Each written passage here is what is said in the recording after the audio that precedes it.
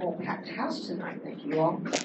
Just a reminder to my fellow board members, since we are on Twitter, hello everyone, we do need to have everyone, including speakers who come up to the podium, speaking to the microphone. It's not for the folks out here because y'all can hear us, but the folks on Twitter that listen to us via the web can't hear us without the microphone. So just a reminder for everyone. I usually sometimes ask for a moment of silence for different things that have gone on in our community, but I think everyone tonight probably has someone that they can stop and think about. So use the moment of silence for your own personal self.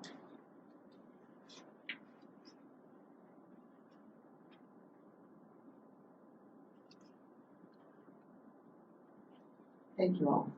I'd like to call our March Judges Scholar, Mr. Connor Stallings from Cairo School. He's a 5th grader. I'd like to ask him to come forward and lead us in our Pledge of Allegiance, please. Would you all rise? I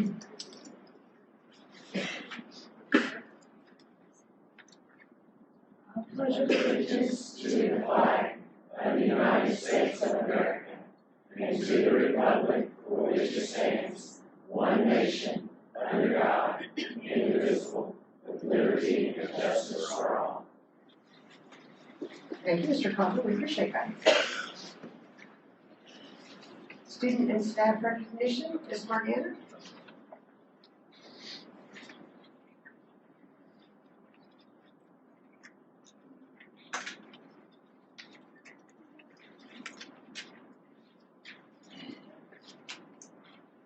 Good evening to everyone, and thank you for being here. I asked Ms. Swanson to come up and help. We have several recognitions tonight.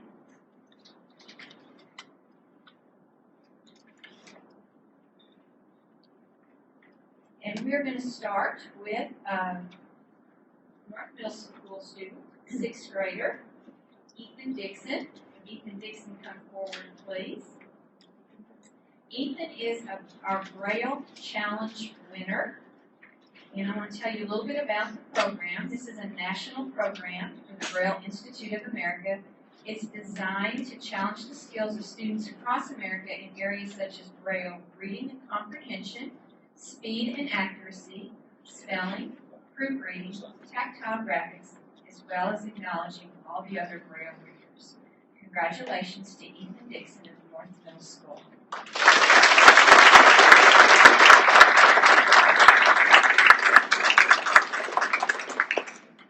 Ethan, you have a guest with you tonight. Would you tell us who is with you?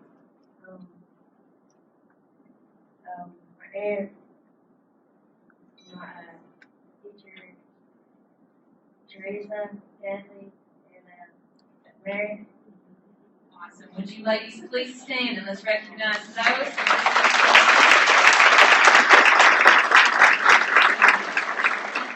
We're proud of your accomplishments, and we wish you well as you continue on. Thank you for being here. We're going to get a picture.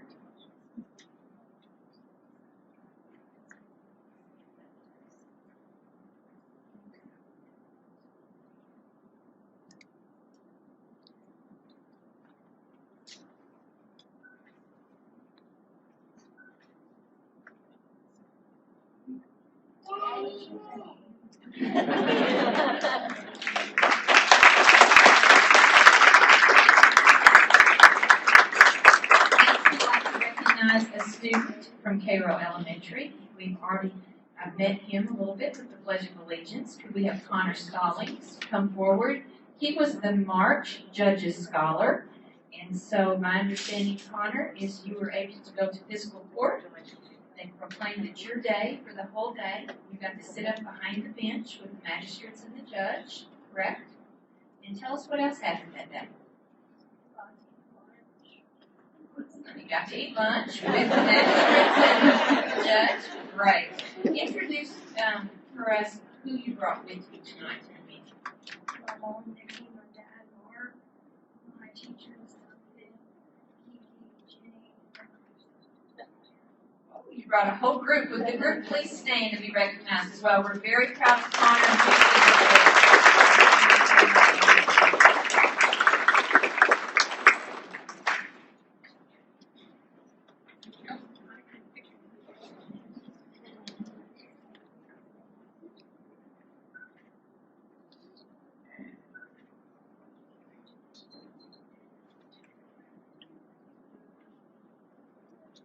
Next, we would like to recognize Crystal Weber. Crystal Weber will come forward, and I'm also going to ask at the same time, yes, if Ms. Smith from East Heights will come forward, both ladies.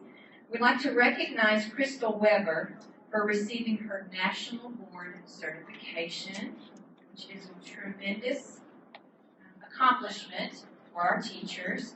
Now, Ms. Smith, who's standing right beside her, has already received her National Board Certification Award. I think we recognized you last year, absolutely.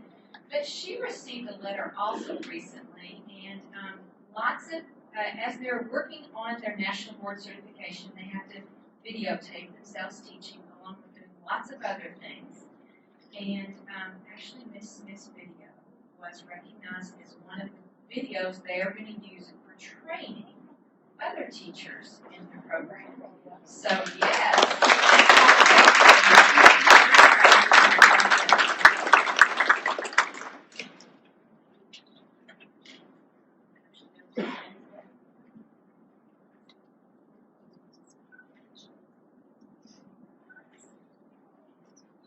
Very proud to have such dedicated teachers in Henderson County Schools. Thank you, ladies, very much.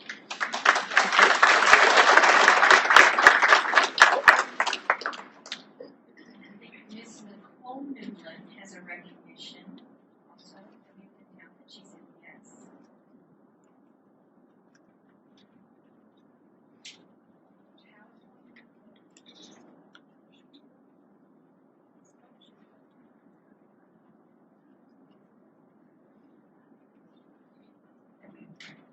Tonight, our gifted program wanted to recognize the Farm Bureau Board of Directors and the members. And we have Brandon Williams here tonight. And I just wanted to read something really short, and that's going to run in the background. These are pictures of our annual Farm Follies, and we thought it was our 6th, but it was actually our 7th. And those are just a few pictures from that night. The Farm Bureau Board of Directors and members are great supporters of education, specifically gifted education in our school district. They partner with the Gifted and Talented Program to produce the annual Farm Follies, which impacts gifted students in elementary, middle, and high school. Gifted middle school students participate in playwriting contests, elementary students at each school perform the plays, and high school drama students write and perform commercials performed in between plays. The purpose of the farmers' involvement is for today's students to learn about agriculture and to have a positive impact on the students of our school district. These ladies and gentlemen play a vital role in our production. They build sets, serve as stagehands, provide ushers and judges, secure the Fine Arts Center for the dress rehearsal and the performance, read plays for agricultural literacy, MC the event, and donate money for costumes, props, and prize money for the winning schools and playwrights, all to make a difference in the lives of our students. We appreciate their involvement and dedication to our gifted program and the students of Henderson County Schools.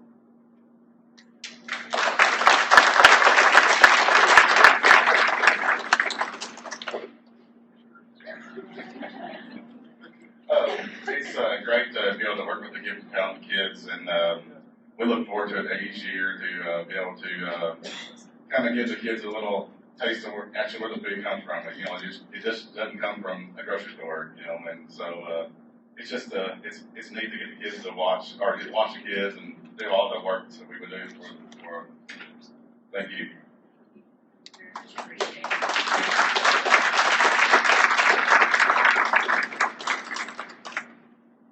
The next group of people I would like to recognize is a vital part of our school system. Oftentimes, these gentlemen and ladies are working at 4:30 in the morning, whether that's to, or 4 o'clock, as early as 4 o'clock, whether that's to clear snow, to get things ready for our child care center off of our parking lots, or they might be working on Saturday or Sunday to repair water pipes or breaks, to make sure that we can open school on Monday morning. They do that. They always answer the phone call when I call them. They do it with a smile. And most importantly, what I appreciate the most is they do it with a lot of pride. Every one of the folks that work in our maintenance department is very pleased to be a part of the Henderson County Schools. And when you talk with them and you work with them, they indicate that they do the work for the kids in the Henderson County Schools. A little bit later on our agenda, we're going to get a full maintenance report from our co-directors, Billy Austell and Donnie Thacker, I'd ask those two gentlemen to come up at this time, but I would also like to call each person out that works in our maintenance department. If you're present tonight, please come up here in front of the board and let the board and the audience recognize you all, and we'd like to take a group picture tonight as well. So Mr. Austell and Mr. Thacker, if you all would come up, they are our co-directors and lead this department very well, and we appreciate the work that you all do. Folks that we would ask, if y'all come on up here, don't be shy. Folks that we would ask to join them would be John Douglas. Please come join. Tony Evans. Scott Hope. Chad Deitch. Christy Mack. Rex Minton. Chris Newman. Ronnie Nunn. Thomas Oglesby. Marcus Parker. Jackie Samples. Cosby Shelton. Jennifer Simon. Andre Stevens. Danny Summers. Alex Todd. I'm going to mention one other person, and that's Ben Payne, who previously was maintenance. He has switched over into child nutrition, but he truly works in our kitchens, keeping the equipment going, often doing maintenance type things. This is partially, not everybody I called is here tonight, but you are all gentlemen tonight, so I can say gentlemen. Christy and Jonathan are here. We truly do appreciate the work you do. You're vital. Without you, our systems wouldn't run. Our kids wouldn't be warm when they're supposed to be warm and cool when they're supposed to be cool. And we appreciate safe when they're supposed to be safe. We appreciate all the work you do and all the time, the extra time that you give. Let's give this department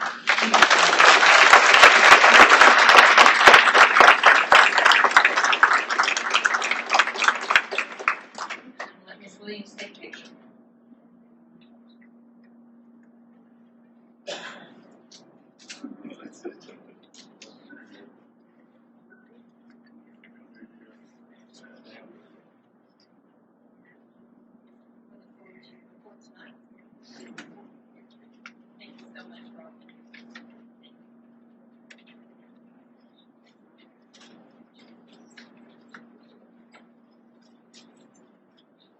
Mr. Steiner works very closely with that department as well, and so Mr. Steiner, thank you for your leadership as well. I do see one other person that is not on the agenda, but I need to reach out and give a shout out to this person and recognize them. On our agenda, you'll see we have a maintenance report, and then we also have a transportation report. Each department gives a yearly report, and they just talk about, they tell us, what's going on in their department. In the month of April, we want to make sure we recognize our transportation department, our mechanics, our drivers, the folks that work in the office area. But unfortunately, one of those people will not be with us in April because she's retired at the end of March. And I see her in the audience today. And so, Miss Connie, would you please come forward?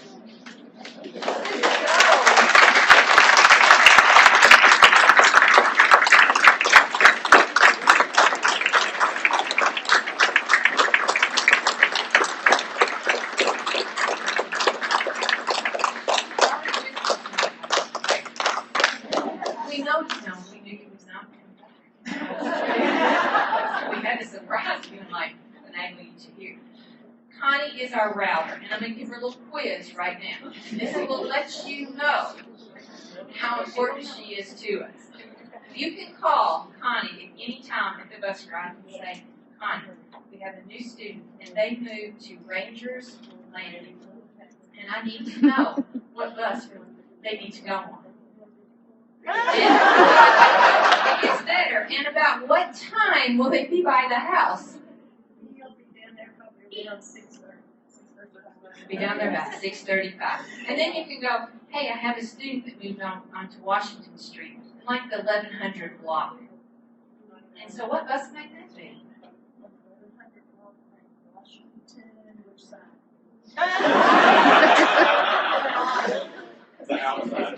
Is it even or odd? That's how good she is. We are truly going to miss your talent and what you bring to us. And we look forward to the transportation report. We do hope you come back when we recognize the transportation department. We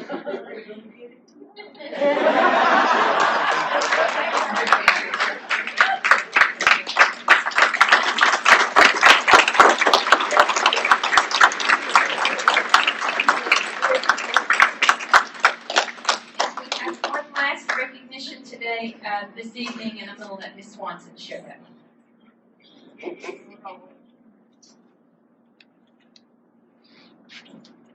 This particular honor is given to the board on behalf and in honor of our teachers. I would say also teachers K-12. It is a college and career readiness from the Commissioner of Education. In 2010, all districts were asked to sign a commitment and a pledge to have as many students as possible to at least reduce the number of students who were not college and career ready by 50% and to increase that number by as much as possible. There are roughly 169, 170 districts in Kentucky, and 111 met or exceeded their goal of college and career readiness as set forth by the Commissioner and the Commissioner's commitment at that time back in 2010. The goal was to have as many as college and career ready as possible by 2015, the school year we just ended. Henderson County School District was one of the 111 districts that did meet or exceeded, and we actually exceeded our goals for college and career readiness as set forth by that commitment. So I have this certificate from the Department of Education signed by Stephen Pruitt, the new Commissioner of Education, to honor this board. And I know that you accept it in behalf of the teachers that work with students every single day to get as many students as college and career ready or college or career ready as possible.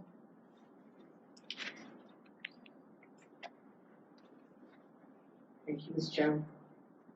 We'll accept this on behalf of the teachers, every staff, every lunch person, every maintenance person, that make sure our kids get a good, safe education and move on towards their career through life. So thank you for this.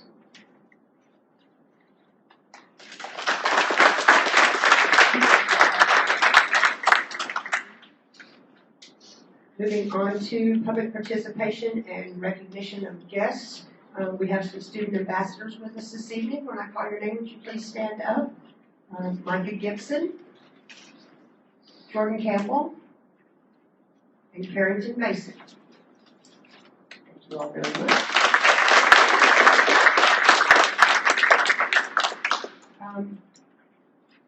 Anyone who wishes to address the board, we do ask that you fill out a slip in the back of the room, so if you haven't done so already, please do so and bring it forward.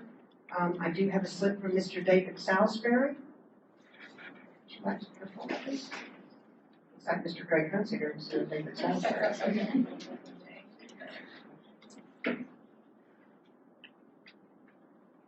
Hello, I'm Greg Hunsaker, and want to let the board and our school district that not only tonight, but all through the month, that our district, our students, our staff, people are praying for you guys every single day. Just remind you that. And tonight, Trinity of Christ, David Salisbury, Church of Christ, they'll lead us in prayer. And a few words. But thank you guys. It is certainly our right and privilege to remember our board and our faculty and staff and our students in prayer. Would you bow with me for a moment as we do that? Oh, Almighty God, Father, we are humbled by the blessings that you give us, humbled by the opportunity to come into your presence and speak to you now. God, we're thankful for the young people in this community, for the life that they bring, for the spirit that they have, for the opportunities and the potential that they represent. God, tonight, even as we are thankful for that blessing, we're aware of the great responsibility that falls on us. So tonight, we lift up parents everywhere. We pray that you will bless them as they seek to raise their children, that you will give them the wisdom and the guidance that they need. Father, that you will give them the peace and the comfort they need, that you will provide them the tools that they need. Father, we're thankful so much for our school system. We pray that you will be with all of our teachers, with all the staff, with all the administrators, as they work with our young people. We pray that you will guide them. And tonight, especially at this moment in this meeting, we pray that you will be with this board. Father, we pray that you will give them wisdom. Pray that you give them courage. Pray that you will fill them with an awesome sense of the responsibility that they have as they discharge their duties to help take care of these children. God, we are thankful for your blessings, thankful for your love. We pray that all of us as adults will remember that we are role models and that younger eyes are watching us. We pray that we will lead by example. Father, we pray for these children, that they will not only follow our example, but they will surpass everything we have done. We look forward to the future. We pray that you will be with us and bless us. In Jesus' name we ask this prayer. Thank you, David. Thank you, Craig. Also, Ms. Julie Bishop.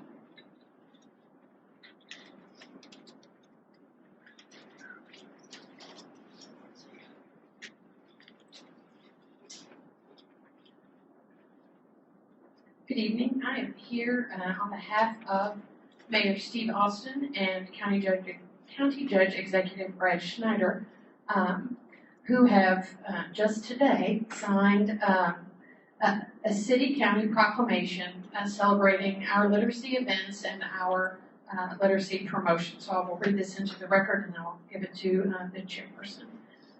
Whereas nurturing a love of reading in children is crucial for their personal growth and well-being, and whereas research has demonstrated that children who are read to and have conversations with caring adults have greater success in school and in life, and whereas reading for enjoyment and enlightenment can enrich the lives of all people, and whereas reading is a cornerstone of education for people of all ages, and whereas democracy needs an informed citizenry and reading is critical to this purpose, and whereas adults can nurture a love of reading in children by reading to them, reading with them, and demonstrating a lifelong love of reading in their own lives.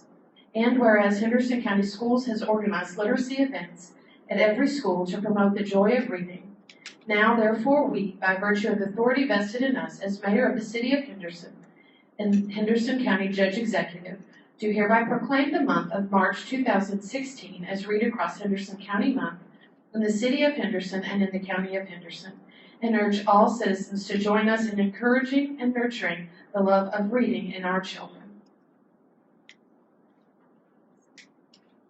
Thank you, Mr. Mayor and Mr. New Judge Executive. Thank you.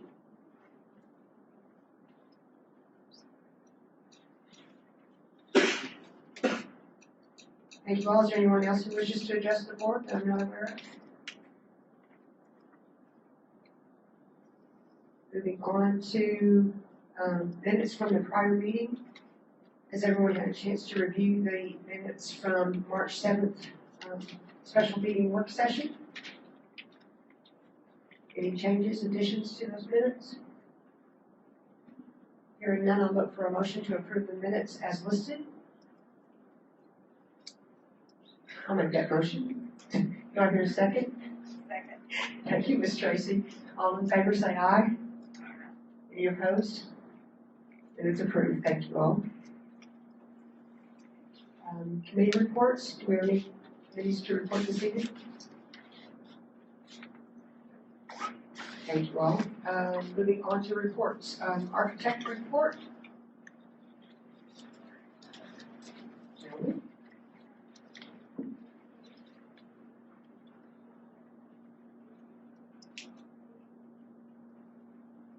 Good evening. We're here to seek approval for design development documents. The really good news is we're able to bring this to you tonight on the schedule we had outlined, and we hope to continue to do that moving forward. We have roughly 2 months from here to get the documents ready to bring them back to you, to get the contract documents approved. Next month, we'll be bringing you the geotechnical drilling documents with their approval so we can bid those in May, I believe. So with that stated, a little bit about where we are. Design development documents are documents that are the next step from schematics to design development. Is for the Spotsville School. It's a 2-story, roughly 77,000 square feet. We've met with the principal and their staff, kitchen, media, etc., to do the quarter-inch plans for the classroom spaces, media cafeteria, the kitchen, etc. And those documents are what we're asking you to approve tonight. Neil has completed the BG3 that we'll talk about here shortly, and then RBS did the BG2 that we'll talk about shortly. But unless y'all have any questions, we would ask that you approve the schematic plans. And we did bring a copy of those. Nathan has those. We'll leave them. We've got a full-size set that updated for those just a little bit. That we'll leave with you all your staff. Members of the board, I request your approval on the design development documents that have been presented to us about RBS design. Any questions regarding that? So we're going to have a chance to review them. Okay. Hearing no questions, I'll look for a motion to approve the design development approval as listed.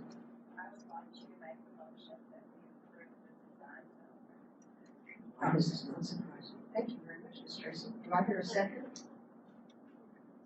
I'll second that. All in favor say aye. Any opposed? Motion carried.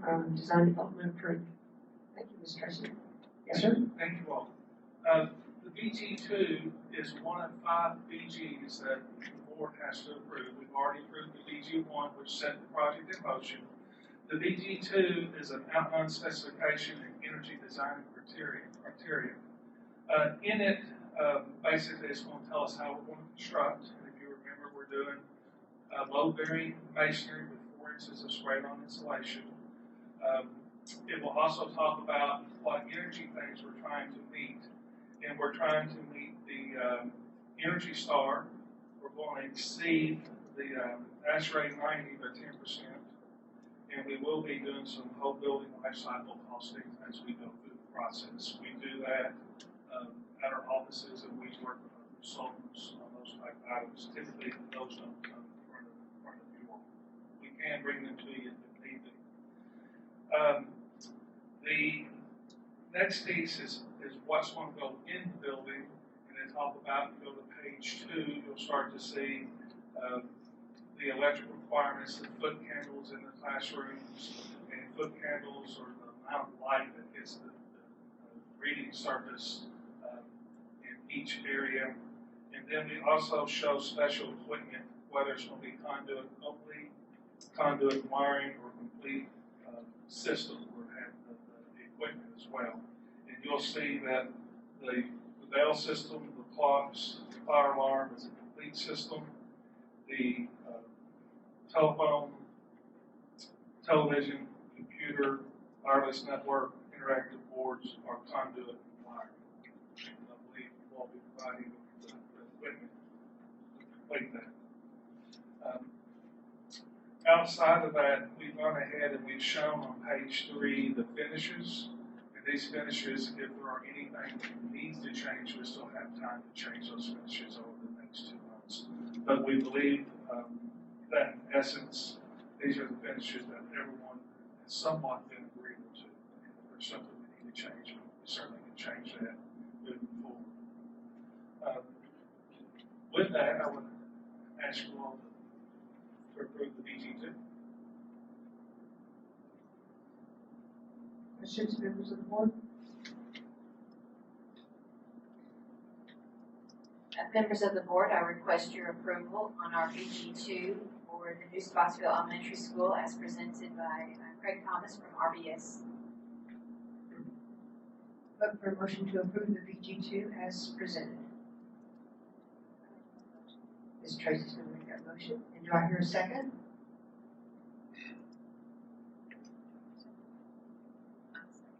Thank you, ma'am, Ms. Jennifer. All in favor say aye. Any opposed? Motion carried. Moving on to BG3. Okay, with the updated drawings and stuff from RBS, we went back through, looked at all of the plans and everything, and actually, it has only went up around a couple $100,000, and most of that is in the site, because the original stuff that, I'm kind of looking at does not show really the amount of asphalt stuff like that, or some of the geothermal well building stuff's going, it's gonna require a little bit of phasing to do that, but with that phasing, you got mobilization, remobilization, so it's going to drive the cost up. But for as you're building itself, all the structure, the masonry and all that stuff, I mean, it would stay extremely close. If you bear in mind, it's, you know, it's what we originally had turned in on the schematic design. Of course, we went in, there was a little series there, but trying to take some classrooms off and everything, provide that estimate, but we are going to put them right back in. So we're relatively close to what we did with the original schematic. With that being said, would like to have a motion or approval to approve the DG 30-hour bill. If you have any questions. I have a question. Do you have a copy of the original quote, schematic quote? I do not with me. I'm not prepared to vote on this tonight, so I'll stay until later. Is there a particular issue, Brad, over any one of these items that is causing you that concern, or? I just want to do a little bit more research on where the quotes were as we had come along. $17 million wasn't in my mind as something I was prepared to approve tonight.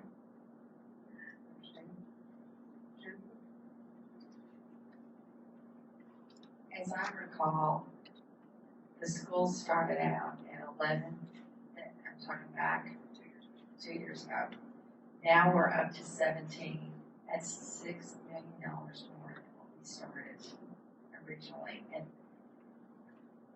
I share Brad's concern with the total that we're looking at right now.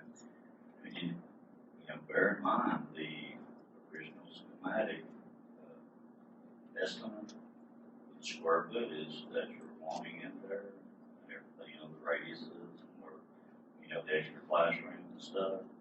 I mean, the original construction cost estimate, you know, that I gave you was right at 14 million, it's like $200,000 less than.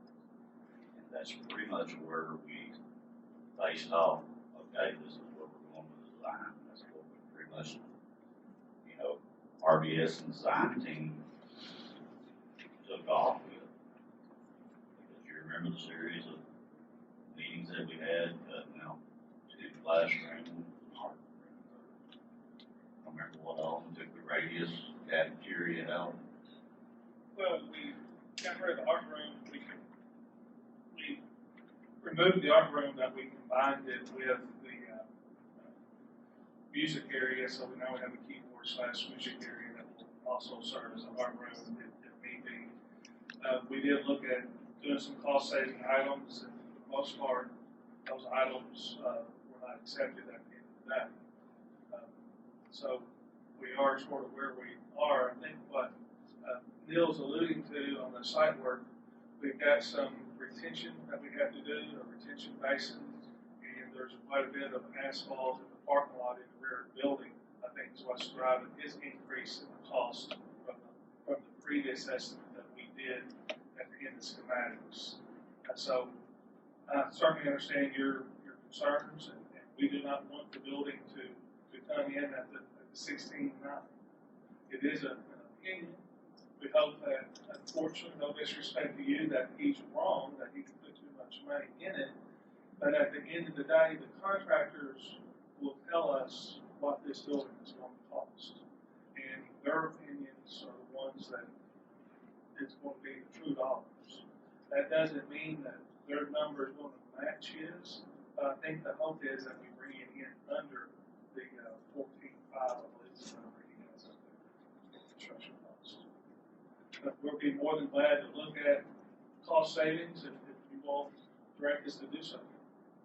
Okay, the 14.5 that we're looking at the construction cost, that's the 14 number that we've been looking at all the time.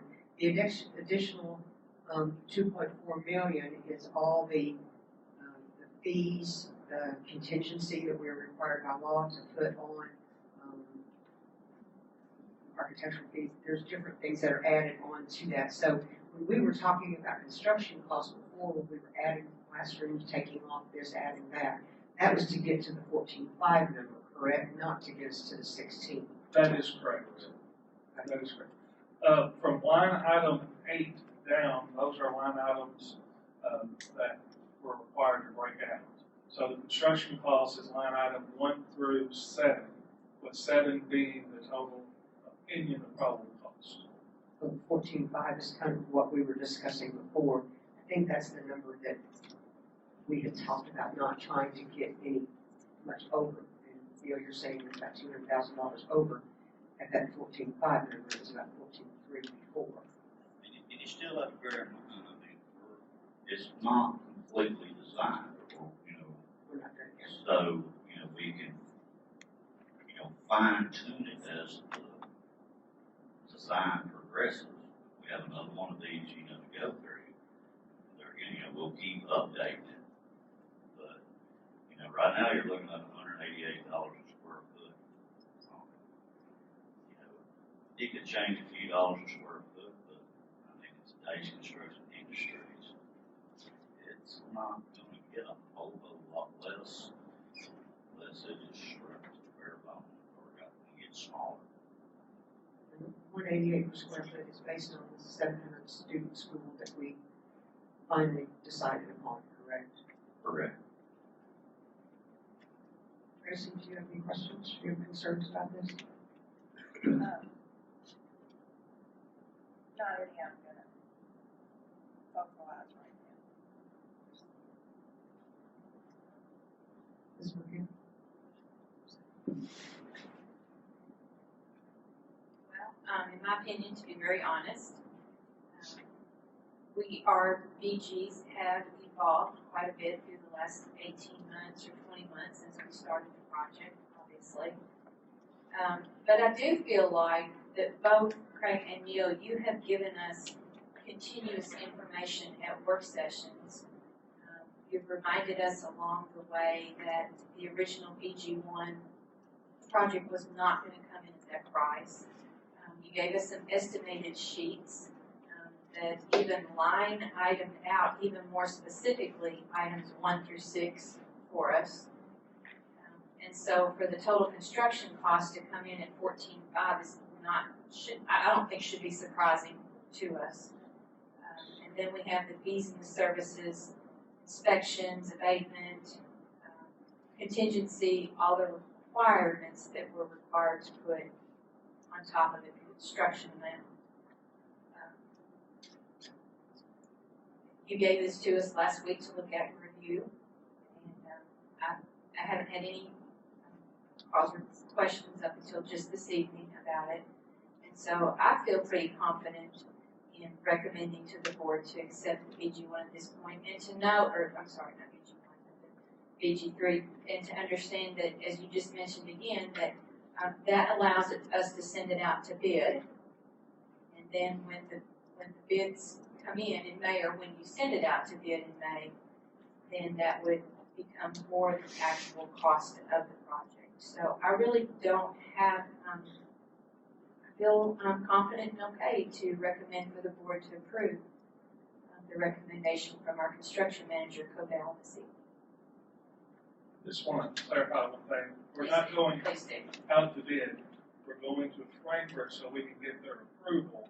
When we come back to get the CD, the contract documents approved, once I have your approval, we'll come back and revise the BG3 at that time. And then when we get Frankfurt's approval after that is when we go out for bid. So we've got another step. Yeah, you said about May. About 2 more months. We'll be coming back. You know this, Liz? I've got the schedule.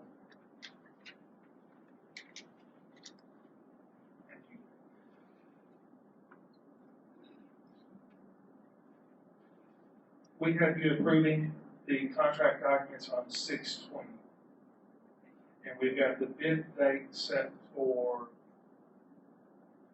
7/28.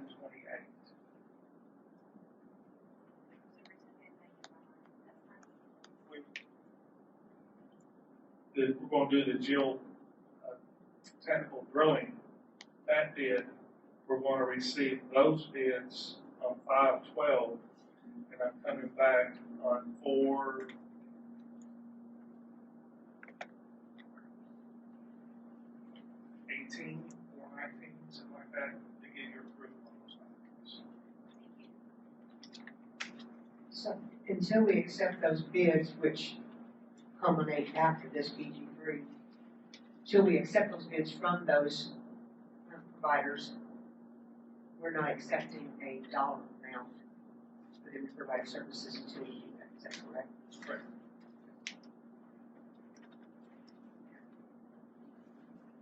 Okay. Brad, are you still not prepared to? It's not that I'm not prepared, it's just that I would like to have another 2 weeks to soak this in. I'm not prepared to vote yes, but we can vote if you'd like.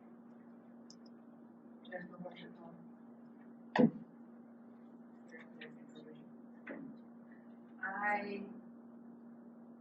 I'm still trying to absorb the $2.4 million extra. I guess I envisioned the total cost with everything being 14.5. And seeing all these fees is giving me a little bit of heartburn.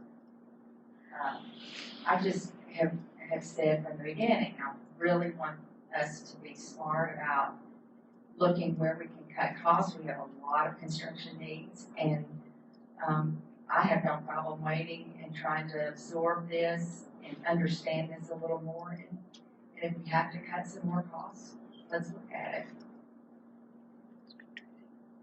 Is 2 weeks too long to take it to Frankfurt? We'll do what you want us to do, but I can't meet this schedule. So I'll do what you want us to do. I feel like they've given us tons of information ahead of time for us to look at through working meetings and through this. And I get what you're actually saying about the extra fees. Those extra fees are required by the state. They're not things that we get to choose. And we've gone back and forth and taken things off and then decided that we wanted to put that back on because we wanted it to be a model school. So some of the additions I feel like we put back, they've taken off and we put it back on. Does that make sense? Tracy, where are you? I just would hate to think that we were gonna, I mean, we've had the information, we knew that we couldn't base our decision on the 11 million, that was the original cost, we knew that wasn't gonna happen. It wasn't realistic, it wasn't really realistic 18 months ago.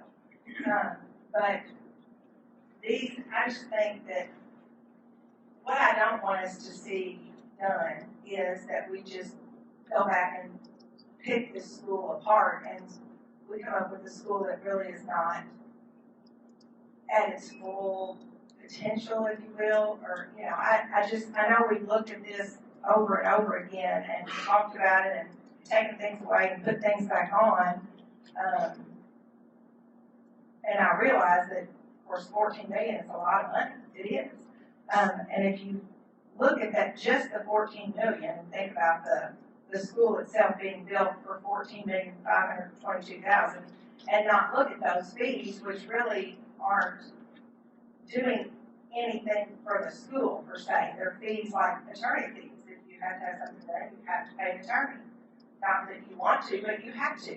Or you have to pay an accountant. If you're going to have your taxes done by an accountant, you have to pay for them. So these are fees that are not even negotiable, if you will. So that section, I don't even really look at that section. What I'm looking at is the $14,522,000. And if you think about $188 a square foot, the only thing that's going to happen with that is it's going to increase. We know that.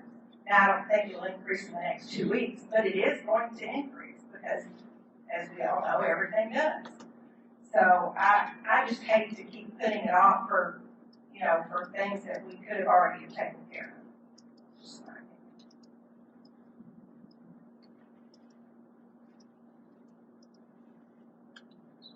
Okay, I'm going to move on and call for a vote on this. we have to get this BG3 approved one time or another. So we either approve this evening and move forward. Like I said, this does not commit us to money to pay folks. This commits us to the state to get permission to come back and put this out to bid. At the end of the day, you still have time to make changes if you all see We can still fit, make changes to the details of the back. regardless of side what it. this BG3 says. Correct. If we do not get this approved this evening, we will be forced to put it back on our meeting in 2 weeks, and we will then need to make a decision moving forward. Yes, ma'am, Ms. Bird? Just one clarification before I add. Pursuant to our policy, if you are present in the state of the vote, that is considered an yes with the majority. So just as a clarification that. Yeah, sorry. I used a poor choice of words. Yeah, I'm not gonna say for nothing, thank you. Just a question though, so if we go ahead and approve the BG3, which is what we may need to do, then we can still go back and make changes. There's no problem there. Without question. Okay.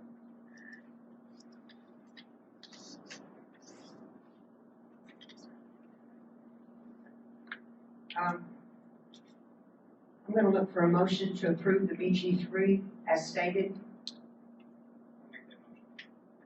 Thank you, Mr. Brad. I'm gonna second that. All in favor say aye. Any opposed? Motion carried. Thank you all very much. We appreciate that. Thank you all. And if you would like to have a work session, I'll be more than glad to hear. Thank you. Thank you all. Craig, could you, just for education purposes, could you email the original documentation that Brad asked about? Could you email that to him, please?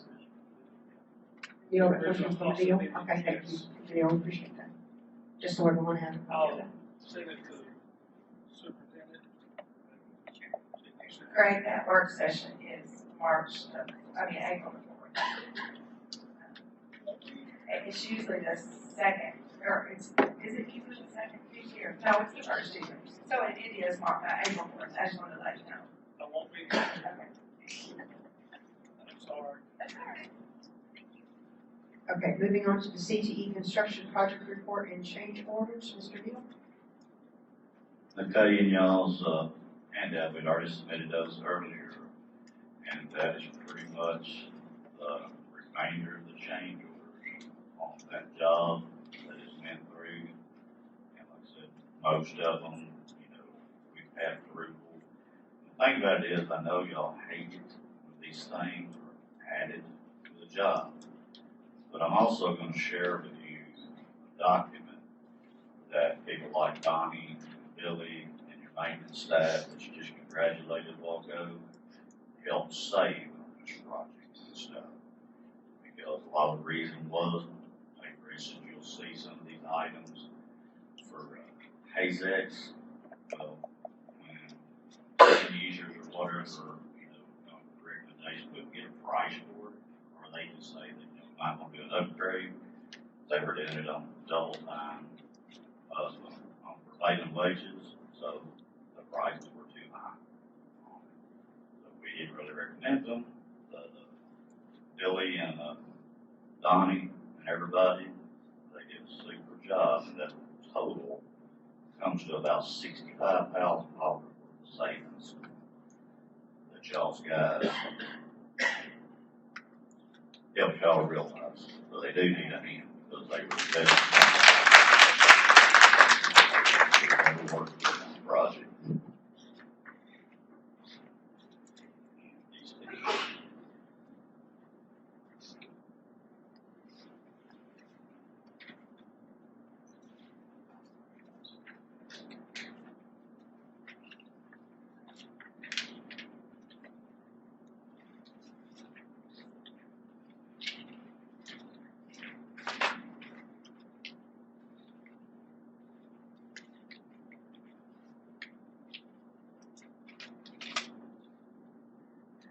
That being said, you still have money left in your contingency, but these change orders as presented, does anybody have any questions about any of them?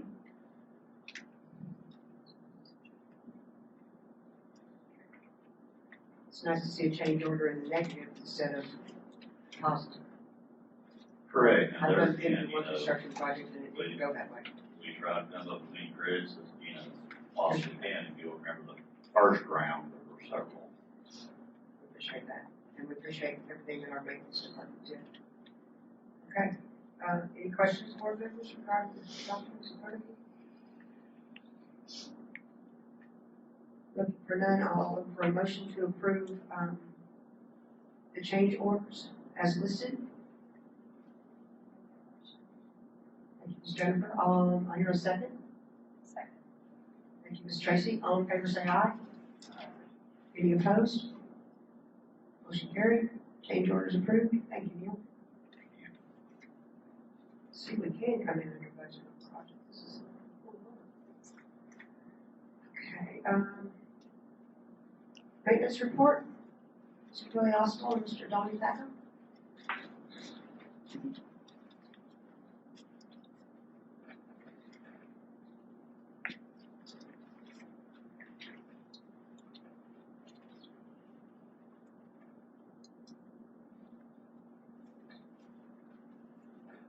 Good evening. We sent you some information, basically just a rundown on acreage, square footage, and everything within our facility.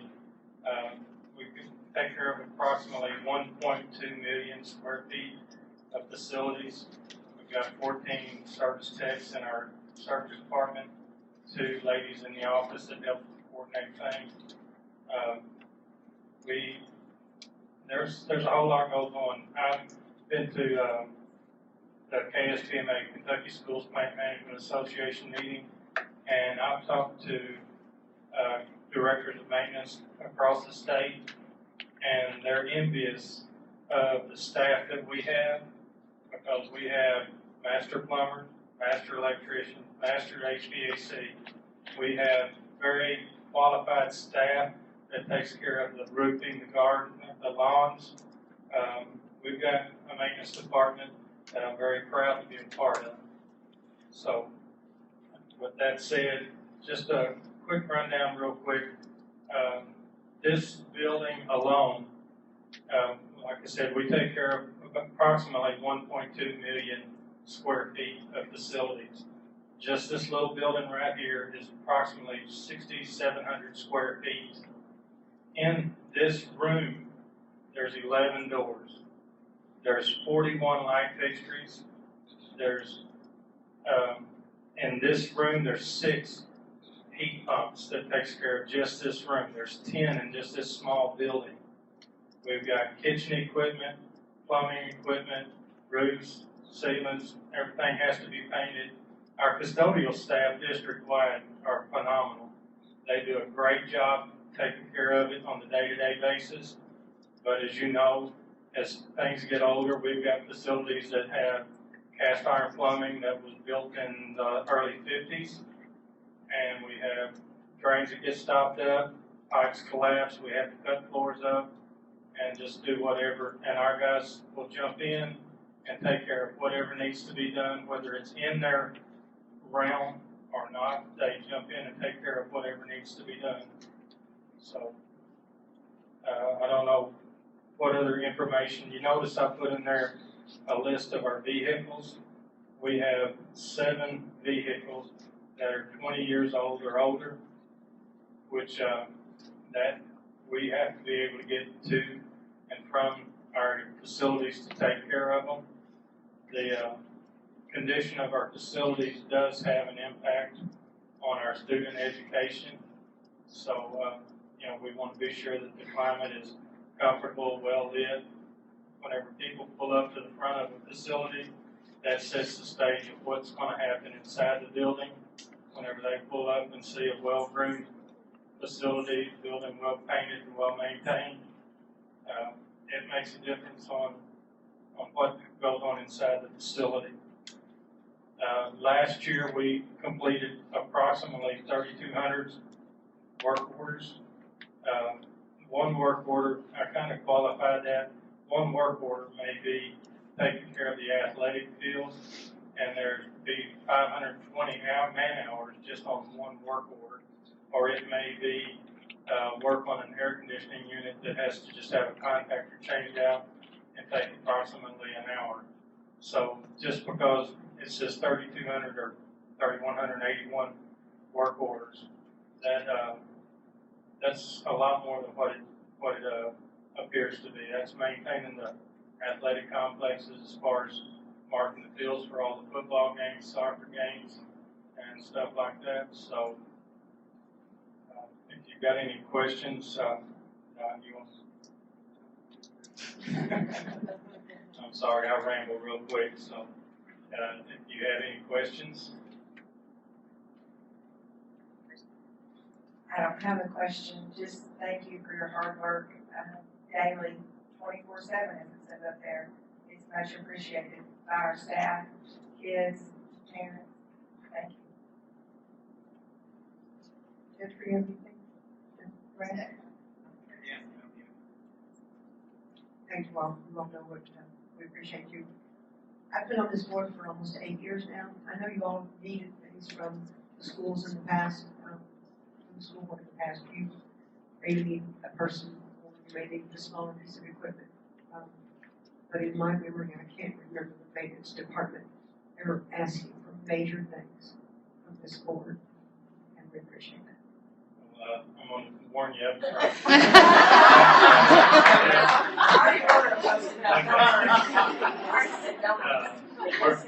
We're fixing to tackle a lighting project, which we are going to ask the board as quick as we can get the numbers together. One of our big energy usages in North Middle School, South Middle School, and the high school are the gymnasium lights because of the old style. They generate a lot of heat, they use a lot of electricity, and we would like to, we think the payback on it, consume the LED lights, we're going to convert them and update them to, will use approximately a third of the energy of what's there, and you'll have instant light, where right now, whenever they go in the high school and turn the lights on in the gym, they leave them on all day. Because if they turn them off, it takes them 10 to 15 minutes to come back on. With the LED lights off, they can turn them off, and just whenever they come in, they can turn them back on, and they have light instantly. So any kind of a power glitch, we wouldn't be 10 or 15 minutes waiting on the old balance to cool off. But we are fixing to ask for that, and I hinted at some trucks because we've got so many old vehicles. It's okay. We're giving you a marker. Okay. Thank you, sir. We appreciate that. Transportation Department, Jeff Horsey. You don't get markers because you ask for buses every year.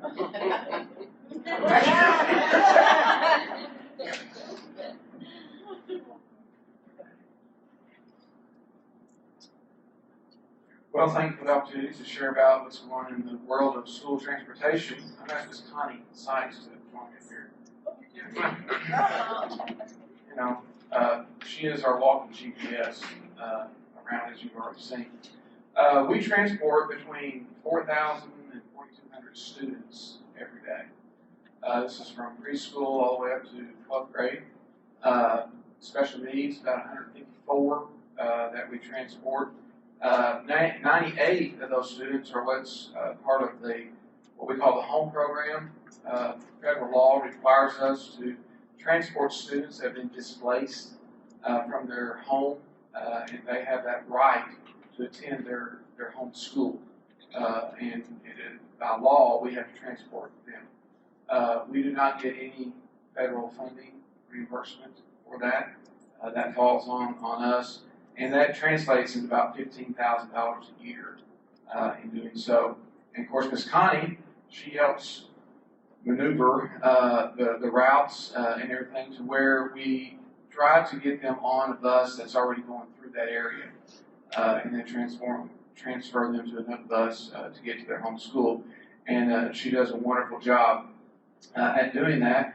Our special needs students, we do get probably about 60% reimbursement from the state in transporting those students. And once again, Miss Connie takes care of making sure those students. Are you sure you want to retire? Oh, okay. So we probably travel about close to 1 million miles a year transporting students in our county. We have 97 buses in our fleet. 74 of those buses are on routes during the day. Of those 74 that are on routes, some of them do what's called double routes. In other words, they'll pick up some students, drop them off at the school, and go pick up some more students and drop them off. 61 of our runs are into the middle schools and to the high school. And this is morning, afternoon, or both going into there. We also transport students to Holy Name, to school and also home.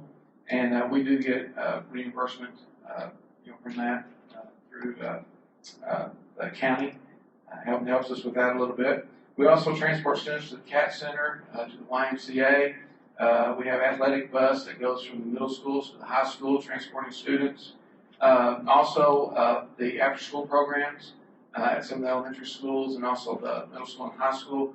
We transport those students to their home school and even some of them to their home. In so doing, we have a brain bus that is equipped with laptops. And normally it just goes out during the summer, but Ms. Jill Swanson has secured a couple of places during the week in which students can do their homework and other things there. Also, we provide bus transportation for field trips, academic meets, athletic trips. This cost on trips is about, we bill out probably about $15,000 to $30,000 a month to the different groups because we charge them for mileage and also for the driver as well. Since August the 1st, there have been 600 trips. These are just bus trips utilizing the buses. This is not just regular transportation, and some of those are more than one bus. In so doing that, as far as our staff, we have 77 full-time drivers, 27 full-time monitors. We have 8 sub-drivers. 7 people in the district have their CDL and are a certified driver, and we've had to pull them in to drive some this year. And then also we have 8 sub-monitors. We have 6 certified driver trainers. The state requires you to have so many driver trainers to train new drivers to get their CDL. 5 office staff and 3 of us in the office, we hold our CDL, and right now all 3 of us are on a route every day. So I'm driving a route, Connie's on a route, and Ginger Waddle, our driver trainer coordinator, is on a route. We have 4 mechanics. In fact, we have 1 open spot. We had a retirement the first of the year, and 2 of those mechanics have their CDLs, and they've been on routes as well. So as you can see, we're short drivers. So I'm proposing to the board that from now on, the school board members get their CDL, and when we're in need of drivers, that they be certified to drive a bus for that. It costs about on a daily basis. The cost per mile ranges, and this is through fuel costs, salary, benefits, maintenance, and repair costs. On a daily basis, it's about $2.15 a mile that it costs us to transport students. And on trips, we only charge $1.30 a mile. So gives you a little bit of thought there. Billy and Donnie had already mentioned that some of the board vehicles that maintenance has, we have a total of 41 board vehicles that our mechanics have to inspect and maintain and service each month. Some of these transport students. The Suburbans, we have 3 Suburbans, 3 cars, a couple of minivans, 3 Explorers, and an Equinox as well. And these transport students. Also, in the wintertime, we go out and check roads at 2:30, 3 o'clock in the morning. Mr. Steiner says, hey, we're going to go out and check at 4 in the morning, and at 2 in the morning, I'm getting a text message from you. Hey, you out yet? Oh, you said 4. So, that's Mr. Steiner for you. But we do check the roads and help make that decision on that. Obviously, we have, drivers are in need, and we're out trying to recruit new drivers. So if you know of anyone that would like to drive a school bus, it's a part-time job with full-time benefits, and it's awesome to drive a bus. It's really neat. It's cool to do that. We could use more monitors as well, and we're working to do that. And camera systems, about 15% of our fleet has cameras on them. Obviously, we would like to up that some, and we're working to possibly add more cameras to buses. All the new buses will be, have cameras on them. And then, yes, Ms. Lisa, we could always use new buses every year. So thank you all. Have any questions? Or Ms. Connie, you have anything to say? Fantastic job. All right. Thank you, Ms. Connie. Any questions? Questions, board members? I just don't know how we're going to replace it. I don't either. I think we need to start working on that right now. She is our walking GPS. I have her phone on speed dial. She's not changing it. Her number, right? Oh, okay. Now the data's on. Okay. So thank you all for your support, and our new buses should be here next month. And just a reminder to our general public and those that are watching us on Twitter, we are only reimbursed by our state average of 60% of our transportation costs every year. When I first came on this board, it was 100%, as it should be. So we ask that our legislators and our senators restore that funding back. Right. And right now we get depreciation, back on our buses, and at this point,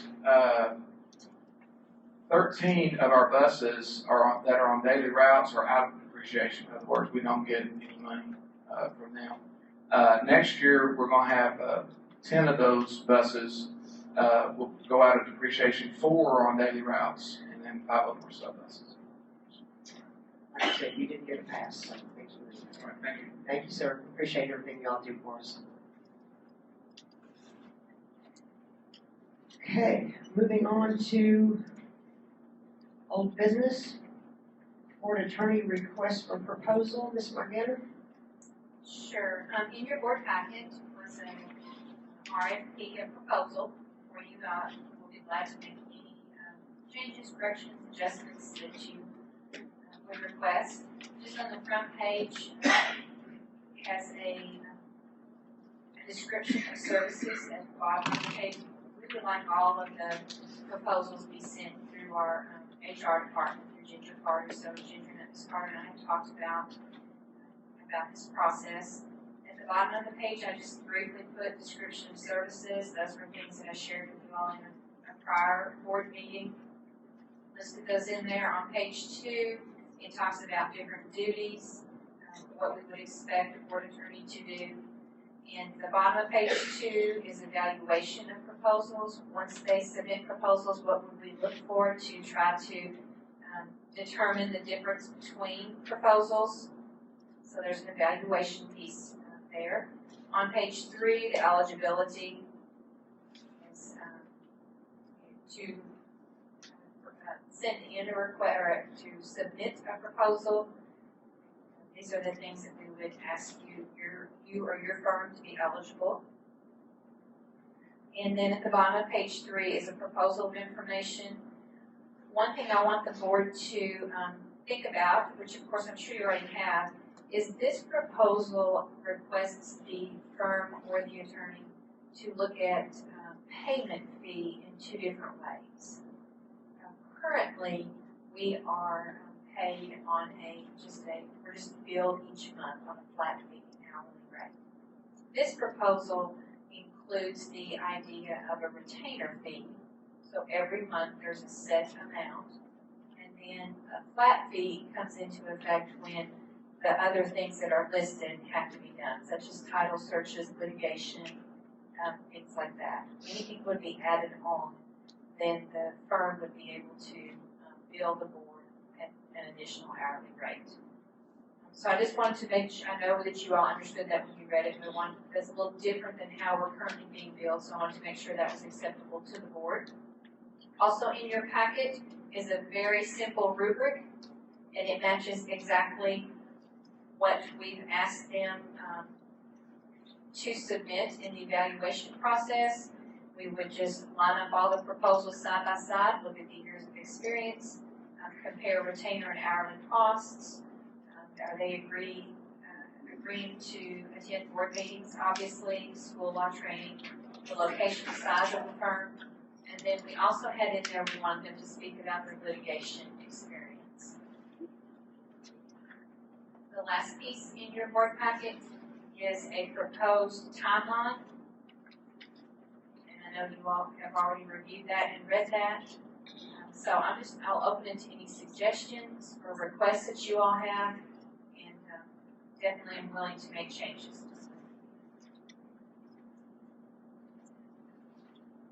Questions, board members?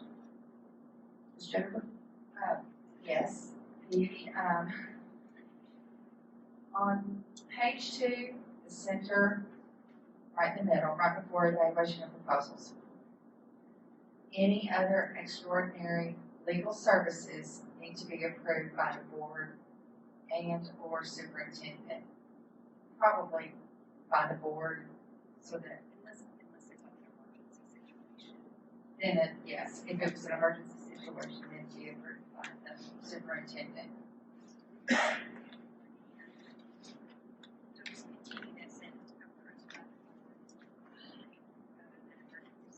Right.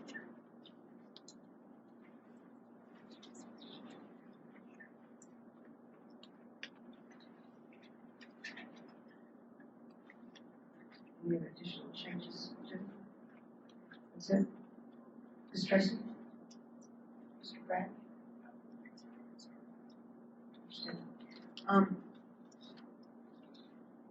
Ms. Morgana, I know you've worked with other school districts to come up with this. This is not, could you tell us some of the background as to how we came about this document? Sure, it truly was looking at 6 other school districts, either that had an agreement in place, they didn't maybe have a request for proposal that I could look at, but they had a simple 1 or 2 page agreement that was written out between the board and an attorney, and in there was language such as retainers, flat fees, things like that, proposals, what to expect, expectations, things like that. Was a piece of it. Then I had a few school districts that directly had requests for proposal. Jefferson County was 20-something pages, Cracker shorter. So, and then I gave you all just some things to think about if I was on the right track. So just kind of merged all of that together to come up with this document. And that's why whatever you all need or want changed, I'll be glad to. I wanted to make sure that it suits the needs of what you all are looking for. I know when we put in, we were going over our board policy at our working session last month, that the board attorney's contract would be reviewed every 2 years, not necessarily changed, but reviewed every 2 years at the same time we did new board chair and secretary and stuff. Does that need to be added into this document to where, I know it says in there that it could be, where it could be stopped at any time, given 30 days notice. Page 3, period of contract. Contract period will begin X amount of date. Henderson County Board of Education has the annual right to cancel the contract within 30 days notice.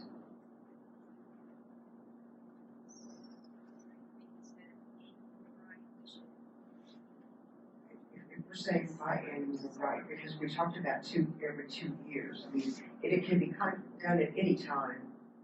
According to our policy, correct?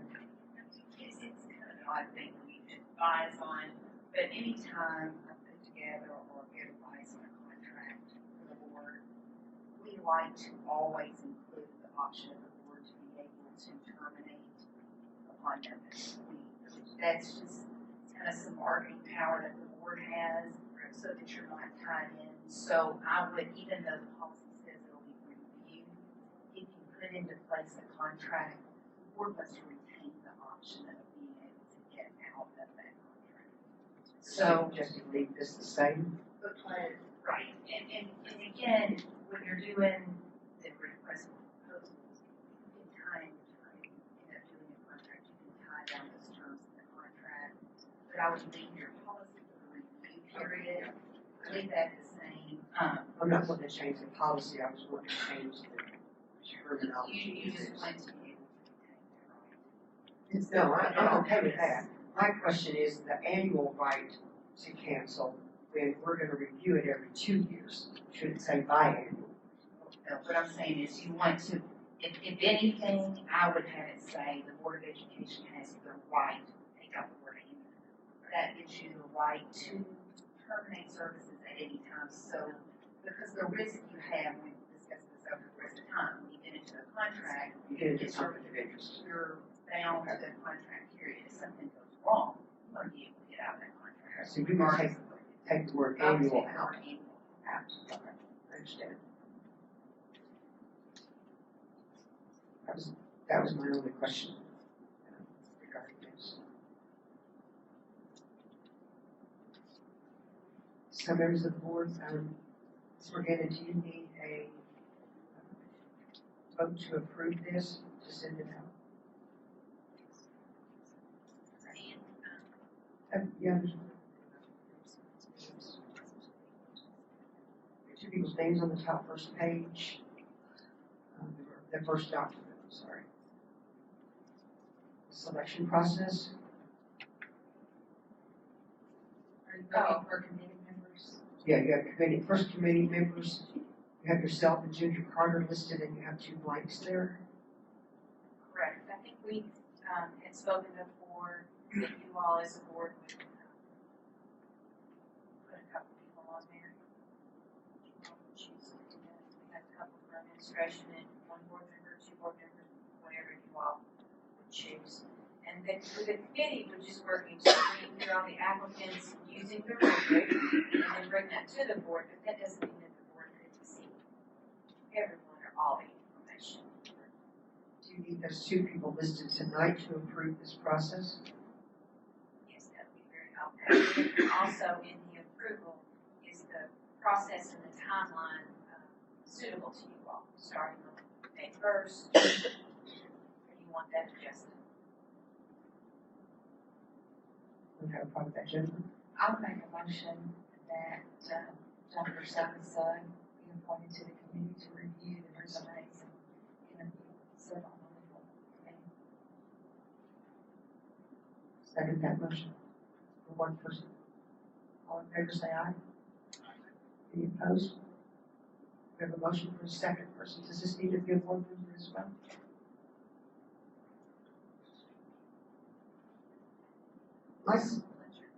My suggestion, if the board would please, we use board attorneys a lot for special education services, and we've had quite a few instances where we've had to call upon a board attorney to do that. So my recommendation would be that we have Ms. Lorna Kitchens be our person to be also on this. Yeah, excuse me. Does anyone have a problem with that? I just see that that is something that she would have first-hand knowledge of what a board attorney does in those instances. I make that motion. I'm all second. Bless your heart, be big heart. Thank you, Jennifer. All in favor, say aye. Any opposed? Motion carried. You're on, Ms. Bonnie.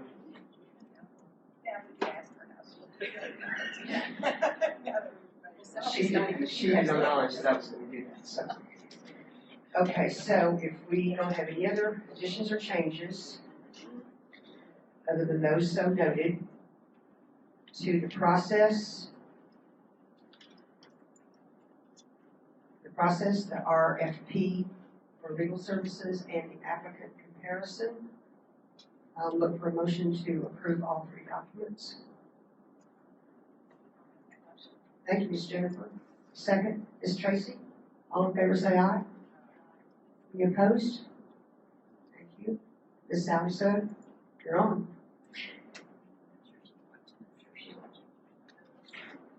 Moving on to strategic plan, Ms. Morgana.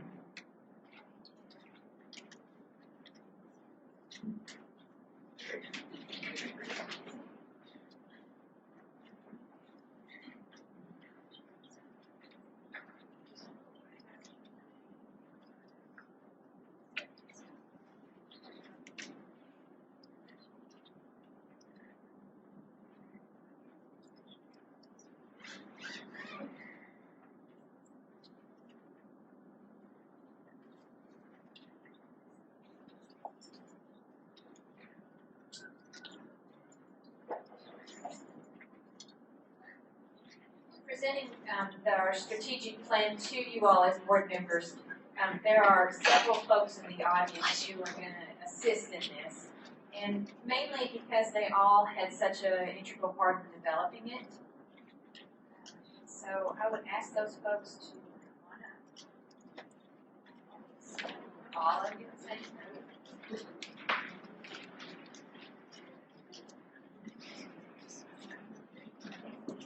See, they've all been sitting really quiet though.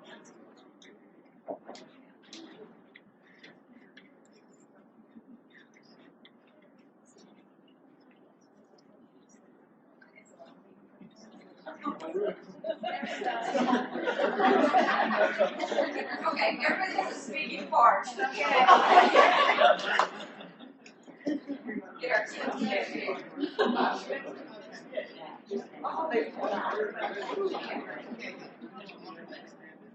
You're going to present tonight.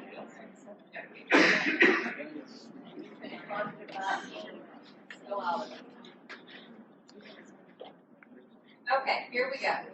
The strategic plan. I'm doing the introduction part. I just have a few slides. I want to talk to you about the process. How did we end up with the document that you have loaded in your board packet, and you all got a hard copy when you came in today, a nice little booklet. Well, the process really started a year ago when we went and had our retreat at Audubon Park, which you all have heard about, and established the core values. Then we came back to you all as a board, presented them to you all. You all passed them, accepted them, and we've started our work on the strategic plan really ever since then. Another part of our process in the last 6 months in developing the strategic plan is that we actively engaged parents, staff members, board members, and our community. We asked for input, we listened. We went and talked and listened to our high school students. And in your board package, you saw the information of how our kids responded to 2 main questions. And it was very enlightening. They were spot on, and the kids didn't hesitate to talk to them. They did not.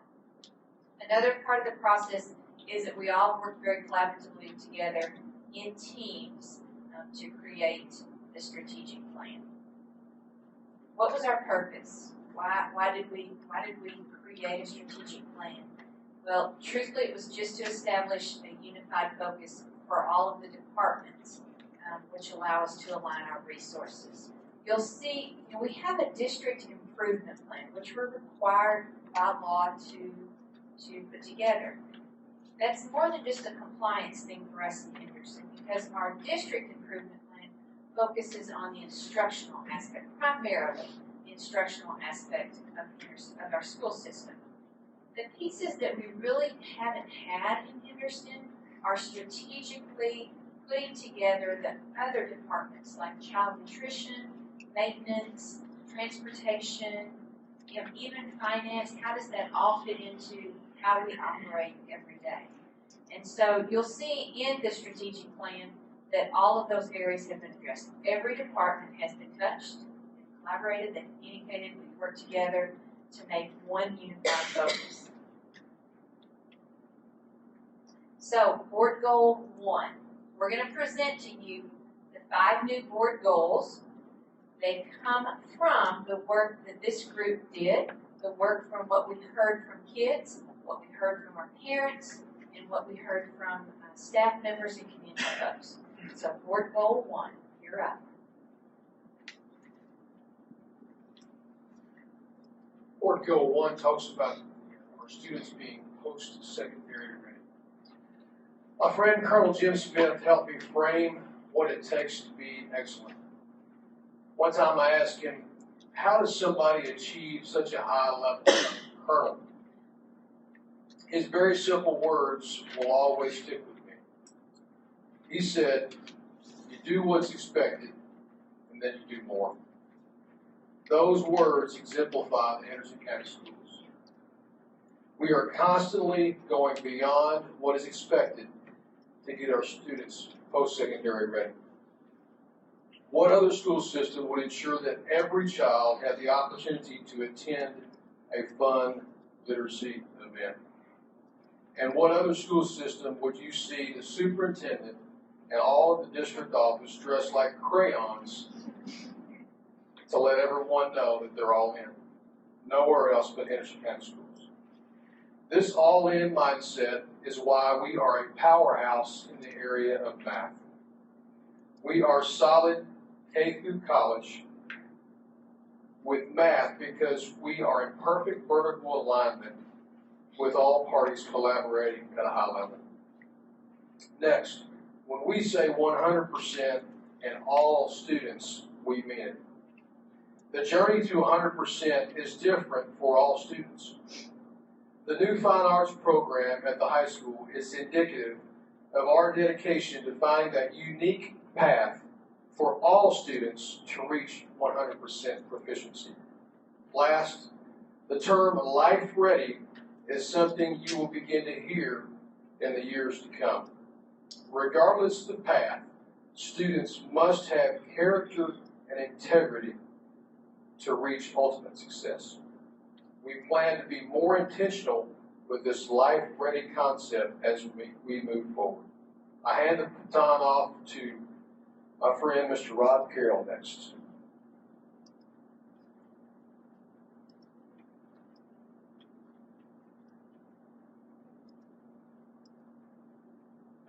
I'm going to be reading Board Goal 2, and normally I don't read, I just speak, but I'm reading this because I want to make sure I get the words right.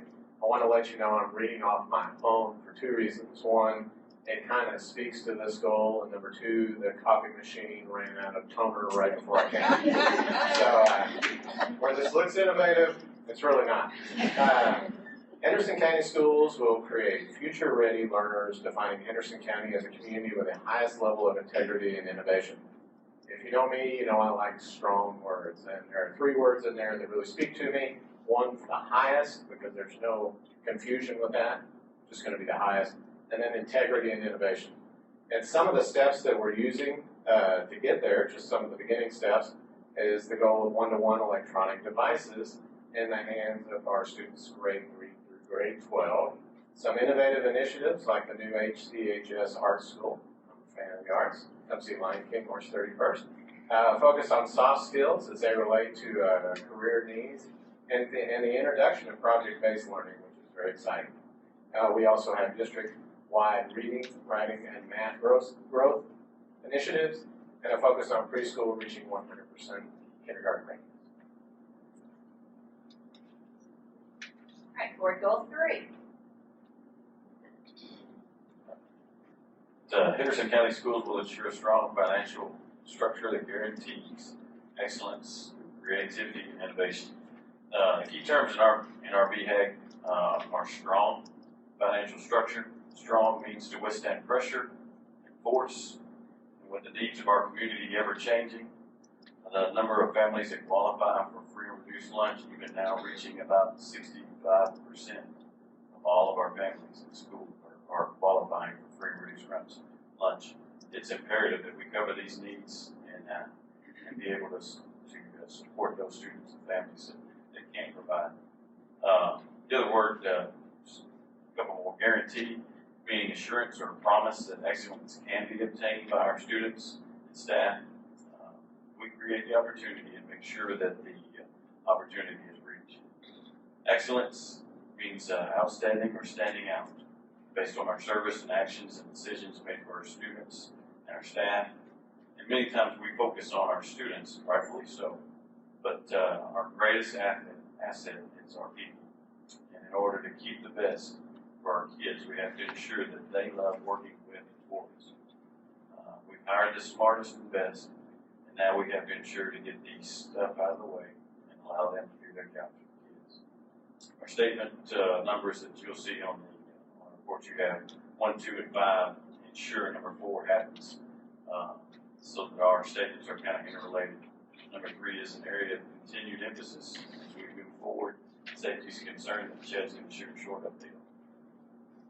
Safety concerns are issues that I was charged with in our last meeting. Safety is always on the front of everyone's mind in Henderson County Schools. Security cameras, secured entrances, access control, and best practices are always fully implemented as best we can with the given circumstances that we have at this time. Security cameras are installed currently at HCHS, Thelma B. Johnson, Bengate Elementary, South Heights, South Middle School, and North Middle School.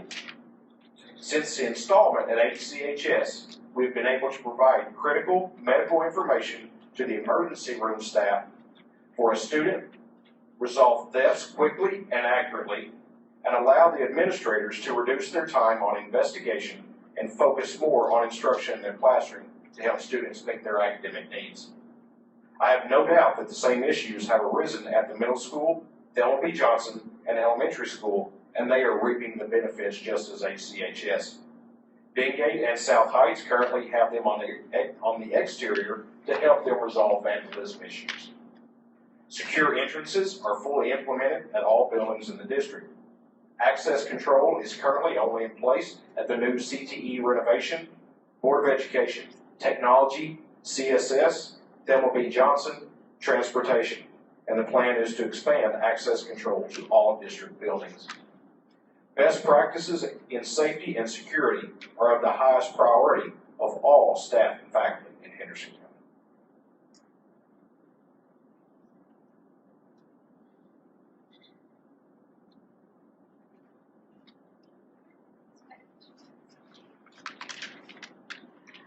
Anthony and I present Board Goal 4, which is community and family engagement. 2 key words for us that we added were seamlessly and targeted. I think our school system gives a lot of effort towards family and community outreach. One thing that we talked about is we started our partnership with our superintendent with the phrase, "We are Henderson County Schools," and we promoted that statement through t-shirts and slogans and signs. But we reflected on that statement, and the word seamlessly means to us that eventually that statement's going to turn into "We are Henderson," and there's just a seamless connection between our agencies and the school system. Also, we want to have that kind of partnership with businesses and stakeholders in the community. And Anthony's going to talk a little bit about health and wellness. Since Paige and I were presented together, we decided to dress line. I love the coordinate. So we see the importance of promoting health and wellness for everyone in Henderson County, both physically and mentally. Physically, we're continuing to proactively approach stopping alcohol and drug abuse. We also continue to implement camp curriculum in all schools, in which in turn will filter into homes and also the community. Mentally, we utilize youth mental health first aid to train staff, parents, and also the community.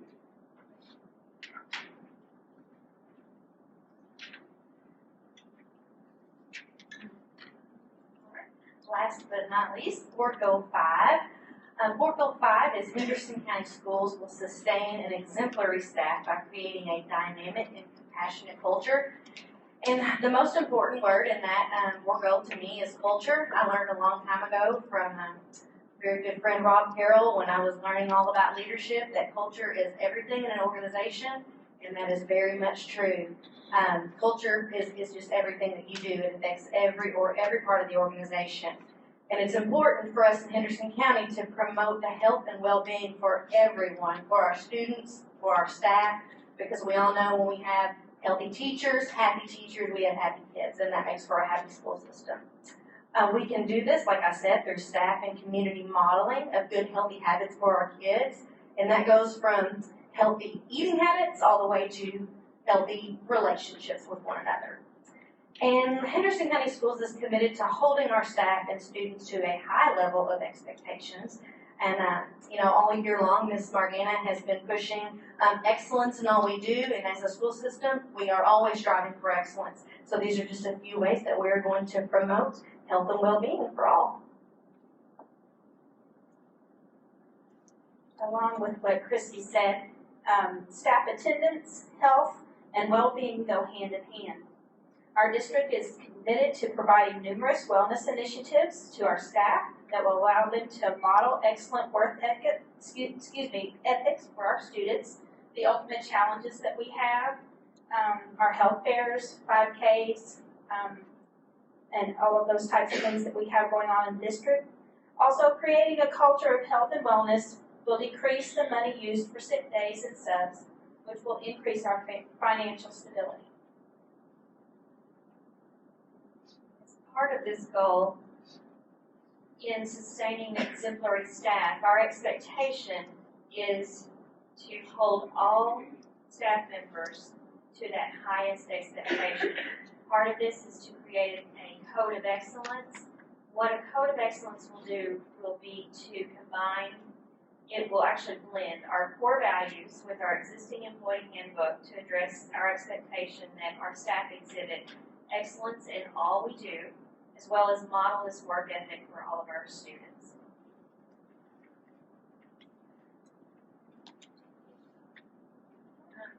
The support, the next screen talks about support. We want to thank you all. You all were present through our community forums at 1, at 2, at several of them. We appreciate that support. We appreciate you allowing us to be transparent as we want to be. You've approved our core values. We appreciate that support. You've given us that new mission statement. And we're working on quizzing each other all the time so that we shift and learn and change our words so we know what that expectation is that you all have given us. Excellence and innovation is embraced by the board, and we appreciate that as well. We want you to hold us to a high level, and our strategic plan, we feel like, will allow us to achieve that vision, the new vision statement that has been set, and that is to excel as an innovative leader in education. Not only do you have the full strategic plan on your in your board packet, but I gave you just a little one-page card front and back that have the core values, the new mission, the new vision, and all of the new board goals that they went through and explained. I wanted them to take a brief few minutes to share with you some of the meaning behind the words that were on the paper and how we define what is highest, what is excellence, what is innovation. So what are our next steps? Well, we would ask that you approve the strategic plan tonight. Looking forward, we're anxious. We want to move to the year 2020. I'm going to ask the communication committee to build us an internal and external rollout plan of this. We've had a lot of folks come and give us input. We want to share with them what the final product looks like, and then obviously begin the work, start the campaign. Is there anything else that you all would like to add? Now, there are several people in the audience who aren't standing that were integral parts of this, so you all must stand as well. Just we know they didn't maybe speak tonight. Pretty much our whole crew was involved in it. Absolutely. Okay, I'll have a thank you all. I'm going to have a seat, and I would ask the board, Madam Chair, and members of the board, your consideration in approving our strategic plan, moving us to 2020 with the vision that we excel as a national innovative leader in education. Board members, do you have any questions about the strategic plan as presented? Hearing none, I'll look for a motion to approve the strategic plan as presented by our team. Thank you, Ms. Jennifer. Do I hear a second? Thank you, Mr. Brad. All in favor say aye. Any opposed? Motion carried. Nice work, you all. Thank you all very, very much. Moving on to second reading of policy 04.312, school activity funds. Ms. Cindy Cloutier. Asking you to approve the second reading of legislative policy 1.312, authorizing the district high school to accept online payments into their school activity accounts. Any questions, changes to that? No? Good, I'll look for a motion to approve the second reading of policy 04.312 as presented. Thank you, Ms. Tracy. Do I hear a second? I'll second that. All in favor say aye. Any opposed? Motion carried. I'll see her. Microcomputer specialist positions. Sure. These are the positions that Mr. Bailey has presented to us. I think he started the presentation actually a month ago in a board meeting, after a work session. They are microcomputer specialist positions. He gave us information and data about the number of staff we have in the technology department versus the number of devices that we have. And he also gave us a proposal, which I appreciate very much, Mr. Bailey, in how the funding that he has, his technology monies or PETS money, E-rate money, grant monies, would be able to pay for those two positions. And so at this point, I would request the board to allow Mr. Bailey to, we already have the microcomputer specialist listed on our salary schedule, so it doesn't have to be added. But I do feel like it'd be appropriate that I ask approval that he's allowed to hire 2 additional microcomputer specialists in the technology department. And to clarify, the network administrator is the person that we would have to talk about in the future, correct? It's listed on here, but it's not being voted on this evening, correct? Okay. Any questions, board members, regarding this? We've all talked about it in the work session before, and we appreciate the cost savings that you have shown us will pay for this. Hearing no questions, I look for a motion to approve the microcomputer specialist positions as listed. Thank you, Mr. Brad. I'll second that. All in favor say aye. Any opposed? Motion carried. Thank you, sir. School lunch prices. Ms. Charlotte?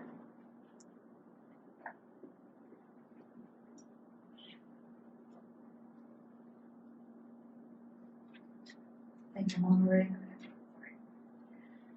I've given you a handout showing what we propose for the increased lunch and breakfast prices.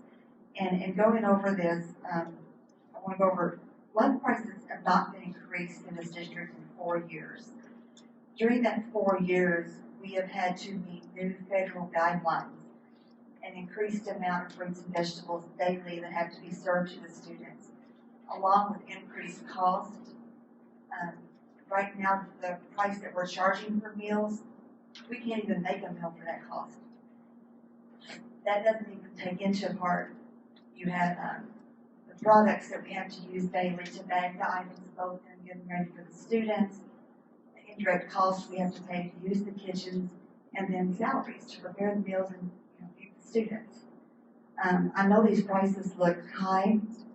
They are actually in alignment with the districts around us.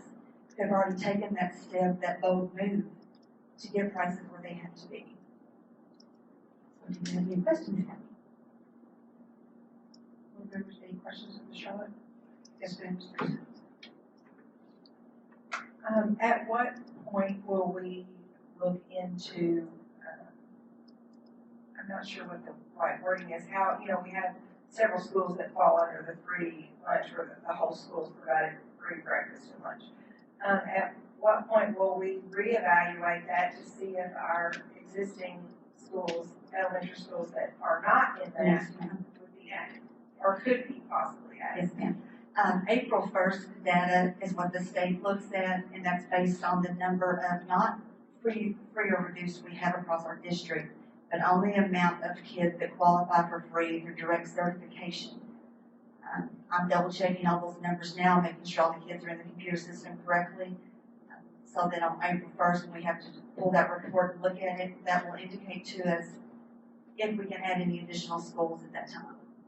So So in the April meeting, I should be able to give a report with all that information. So clarify something for me. The schools that are receiving the free breakfast and lunch, what funding do we get? Is it what we charge now, $1.50 and Actually, in case that was asked, I did bring that, I should have sent that to you, I brought a breakdown on that. At breakfast, we charge $1 if you're a full pay student. We get federal reimbursement of 29 cents, so we're receiving $1.29. If you're free or reduced, we're receiving $1.99. Federal reimbursement. No, for each, each one. And to give you an idea, if that $1.99, yeah, that helps if they're a CEP, if they're a free or reduced student. But on the students that are not free, well, we're only getting that $1.29 total for breakfast. I did a calculation here, and just to prepare, a sausage biscuit with juice and fruit and a milk, it's costing us $1.24, $1.32 for yogurt to provide the graham, the whole grain with it. And of course, we have to give a cup of fruit every day. We have to offer the milk and the juice with breakfast. So that's where that comes into play. So yes, if we are free, then we are receiving a lot more reimbursement than what we're able to get just from a full pay student. And to give you another example of that, at lunch, we charge $1.85, so that with federal reimbursement, we get 37 cents on top of that. So we're bringing in $2.22 a meal. Most of our meals, we're lucky if we can make it for $2.45, $2.50. That's not giving the students what they really like. If it's a free student, our federal reimbursement is $3.15. And what the state is looking at is that districts should be going more toward charging what the federal reimbursement rates are. They're not asking us to charge the same, but we should be in a line moving closer to that amount.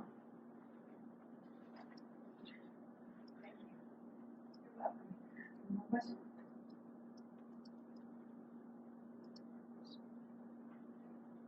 Okay, members of the board, we would need to approve these breakfast and lunch price changes. If there's no questions, I'd look for a motion to approve the breakfast and lunch price schedule as listed. I'll make that motion. Can I hear a second? Thank you, Ms. Jennifer. All in favor, say aye. Any opposed? Those prices approved. Thank you. Thank you.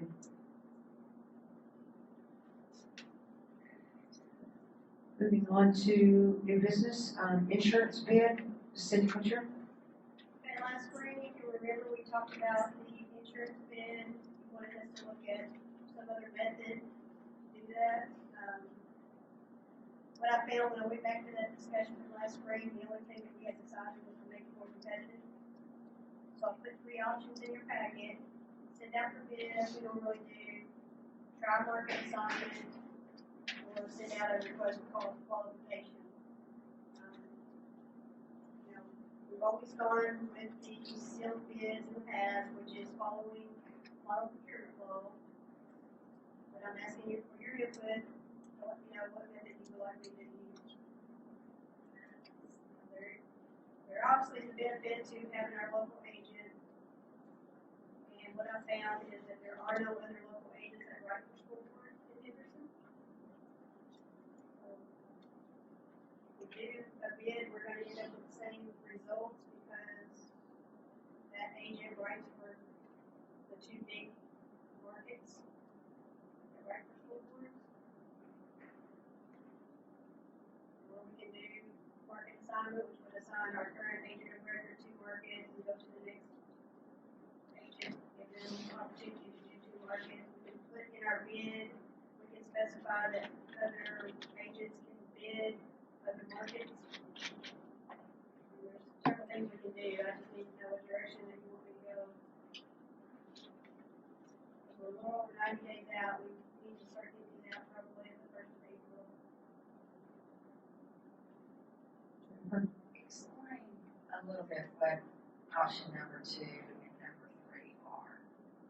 Well, number 2 would just be where we would something like you mentioned in Big River, where we give our agent the opportunity to pick his 2 markets.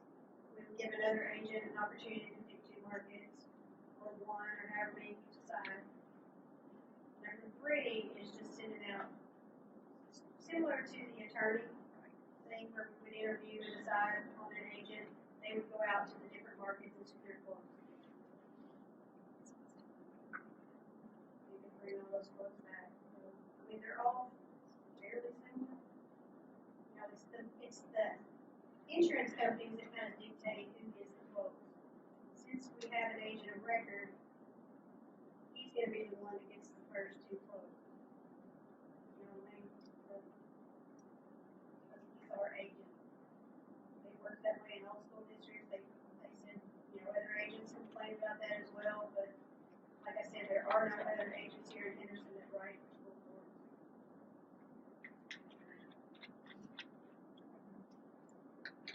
Any other questions, Ms. Jennifer? Tracy? How have we done it in the past? Like we send it out to bid. Okay, that's what I'm. You know, there are some other groups that are trying to break into school insurance. But what they say is they offer you a savings, but in essence what it is they're offering you a rebate, which is not legal. It's not. The Department of Insurance has recently issued an opinion disallowing that practice. Okay.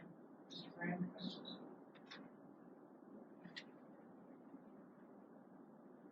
So if we send it out for bid, as we've done in the past, we usually get 1 person, 1 company to bid that person.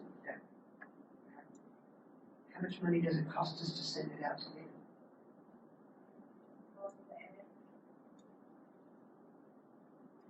How much would it cost us to do the market assignment option?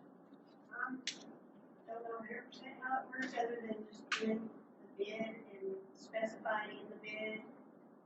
They get to select market. The next agent gets to select market. I haven't found a lot of districts that use market assignment. They either do 1 or 3, or they either send out for a record, kind of agent of record. It's kind of similar to. So when you say market, you would have some companies bidding on property, some companies bidding on liability. They could bid on both. Yeah. Just like the companies, not Right, the, not the area. not the areas, not the companies. They're going to You bid. can do it like that, but we normally do it as a tax. That's what I was hoping that maybe. I mean, I'm just trying to think about this. If there are potential savings by doing it a different way, perhaps we should look at doing something different than what we've done in the past. Not that we I are. just think we're gonna end up with the same result, regardless of what method we go with. From everybody that I've talked to, that's kind of the pattern. The other thing that I'm worried about is going outside of our district, outside of our community, and getting another company to possibly bid on or come up with a lower price to do that. We save money there, but at the same time, we have local folks who support our community, they support our kids. The particular agent that we have in place now has done a lot to support financially and otherwise our schools, our students, our programs. We have activity groups that go ask them for stuff all the time, and they don't turn us down. So I don't know how to put a dollar value on that, but there is a value to it. And there are other local agents that would do that as well. That we put those out to bid, and they don't bid. We've done that in the past. Then we should look at option 3 and send out the request for qualifications and kind of start from that. So everybody's on the same playing field. Have a level playing field among, and then if other local agents want to bid on it, they can. We don't currently have any that write for school. But we can do that, and they can let us know but they would have the same access to markets that our current provider would, or different companies that they would underwrite for. And that's what we could, if we send it out for bid, we could write that in the bid to not forbid them to go out to different markets. You know, if they go to the same two markets that our current agent of record does, they're not gonna get a bid because our agent of record already has it, but they can go to different markets. Right. And I would think that would be fair. And that's what I found. If with it's several written in districts that put that statement in there. Right. If it's written in the bid, I just think for us to perhaps gain some savings, and make it a level playing field for everyone local. It's not that we are displeased with our current agent at all. It's just a, Can you, so are you saying you could, by wording, you could combine number 1 and number 3? No, I'm saying in number 1, we can add a statement in our bid or request for proposal that says that you know these two markets are blocked, they can't block the other markets. They can go out to a different agency and get a quote. Still be using a local agent doing that. But it's the way the industry does it, that what you all call blocking the market, it's because they're our agent of record that they get the quote. Brad, what's your thoughts on this? I tend to lean toward making it a fair playing field, and maybe it has no impact on our market this year because we do have just the one local insurer. But at least it'll be our procedure going forward so that when other insurers do enter that market, if they ever do, that's in place and that's the way we do it. So, Ms. Tracy? When we send out for bid, Microphone. I'm sorry. When we send out for bid, is it not a level playing field? What makes it not? I don't understand. Because what makes it not a level playing field if you're sending out for bid? Well, probably that they're our current agent, so they're the ones that get the quote.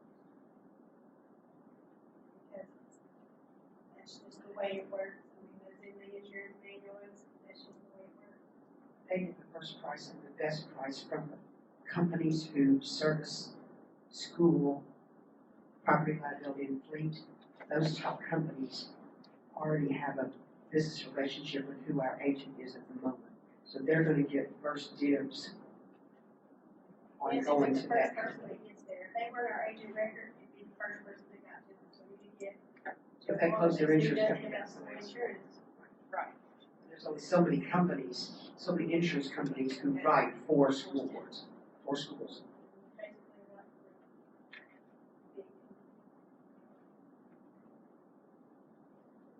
do it however. Tell which way you wanna go.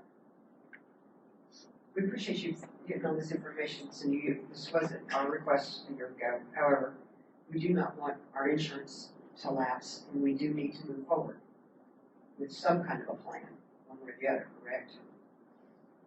We need to get an insurance agent in place, however we do this.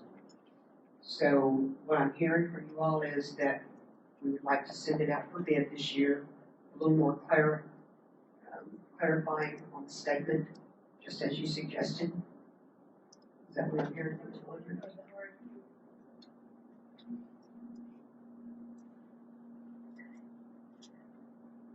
Can you tell me what that statement is that you would add in there, Cindy, on the send out for bid part where you said we could add that? In the insurance manual, you can state that our agent of record can get their bid from, their quote from their two markets or however many markets, and then the other agents, they do not restrict the right of the other agents to go out and get bids from other markets.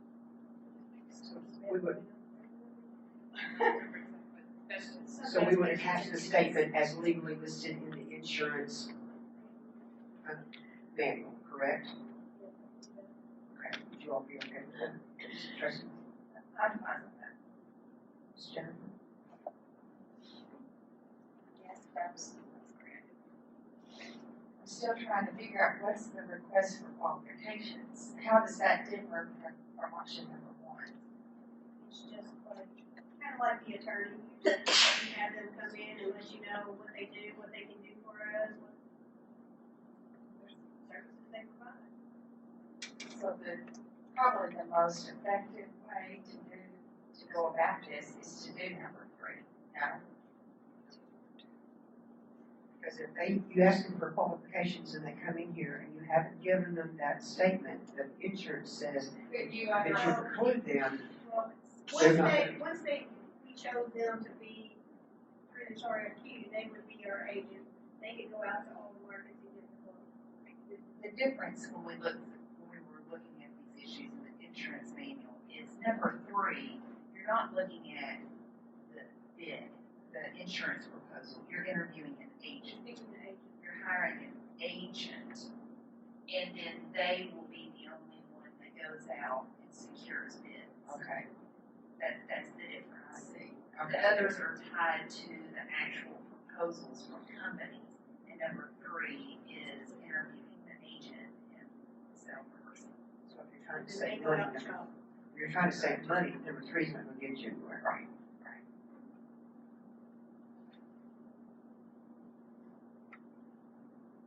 So what do you think? Number one, ask for, send out for bid, would be attached. Okay. Good with that? Okay. With the added verbiage that you spoke about. You want me to bring it back to the work session, or do you? What's our timeline? I'm thinking we probably need to go ahead and, Well, typically 90 days out, you start to advertise, but. In that pulling from your insurance statement that we're talking about, that you're not just making up something, you're pulling it from an insurance manual, right? So there's no reason, is there any reason for us to approve it? If it's coming from the state manual? I don't think so, as long as you give her approval of which avenue to take, and she has to take the wording and advertising this. Okay. So, I make a motion that we use option one, send our property liability and fleet insurance out for bid, with the additional notation taken from the state insurance manual as requested. And then Ms. Cloutier will bring the bid information packet back to us. Thank you, Mr. Brad. All in favor say aye. Any opposed? Motion carried. Is that good, Ms. City? Thank you.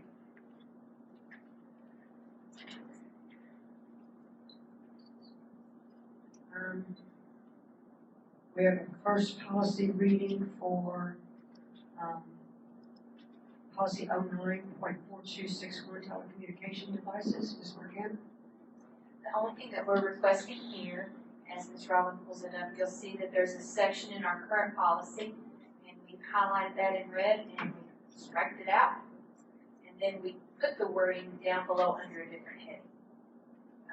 That as we read through it, it appeared that consequence could only be used at the high school level because that was the heading that it was underneath, and as we've evolved, that needs to be underneath the consequence to whether it's high school, middle school, alternative school, elementary school, that it's not interpreted as we can only enforce that at the high school. So I just requested a first reading tonight, approval, and then we'll bring that back at the April board. Any questions about those changes?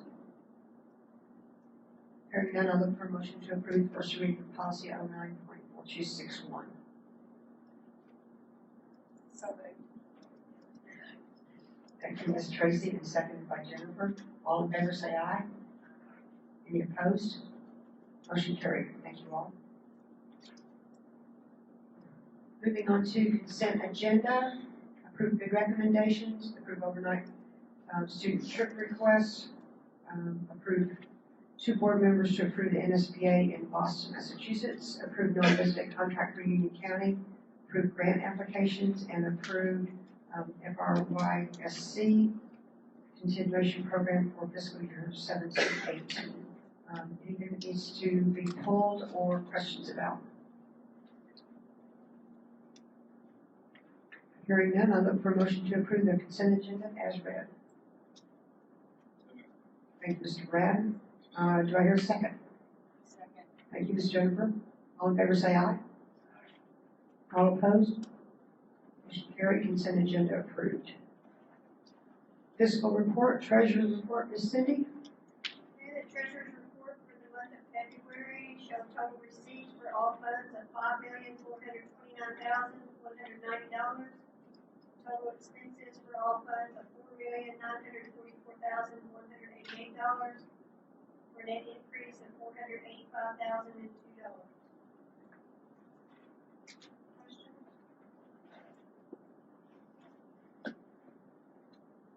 Questions, board members? Madam Chair, members of the board, I request the approval of the treasurer's report as presented tonight by Cindy Cloutier. Thank you, Ms. Morgana. I look for a motion to approve the financial report as listed. Treasurer's report, I'm sorry.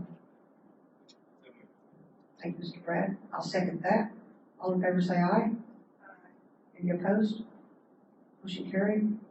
Treasurer's report approved. Moving on to paid warrant report.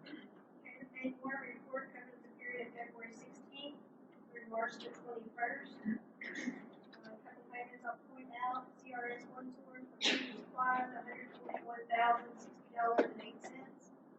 RBS Design Group for Scottsville School Project, $52,446.52. Southwest Communications, there's 2 payments to them, $46,913.88 and $45,641.05. Those are for the cameras. A lot of that was paid out of the same schools grant, the CTE project, and a little bit out of the general fund. Prairie Farms Dairy for milk, $44,430.60. Teaming for workers' comp installment, $30,511.92. Dale Corporation, $30,230.57. Trolley and Traders for diesel fuel, $22,549.94. Piazza Produce for $21,303.63. Total paid warrant report for this period was $2,857,398.87. Any questions?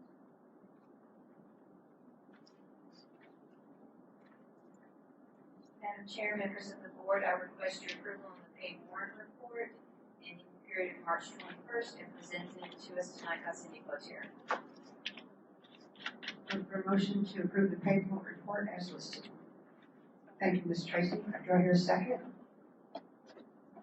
Second by Ms. Jennifer. Thank you. All in favor say aye. Any opposed? Motion carried. Pay the bills, please. Moving on to personnel actions.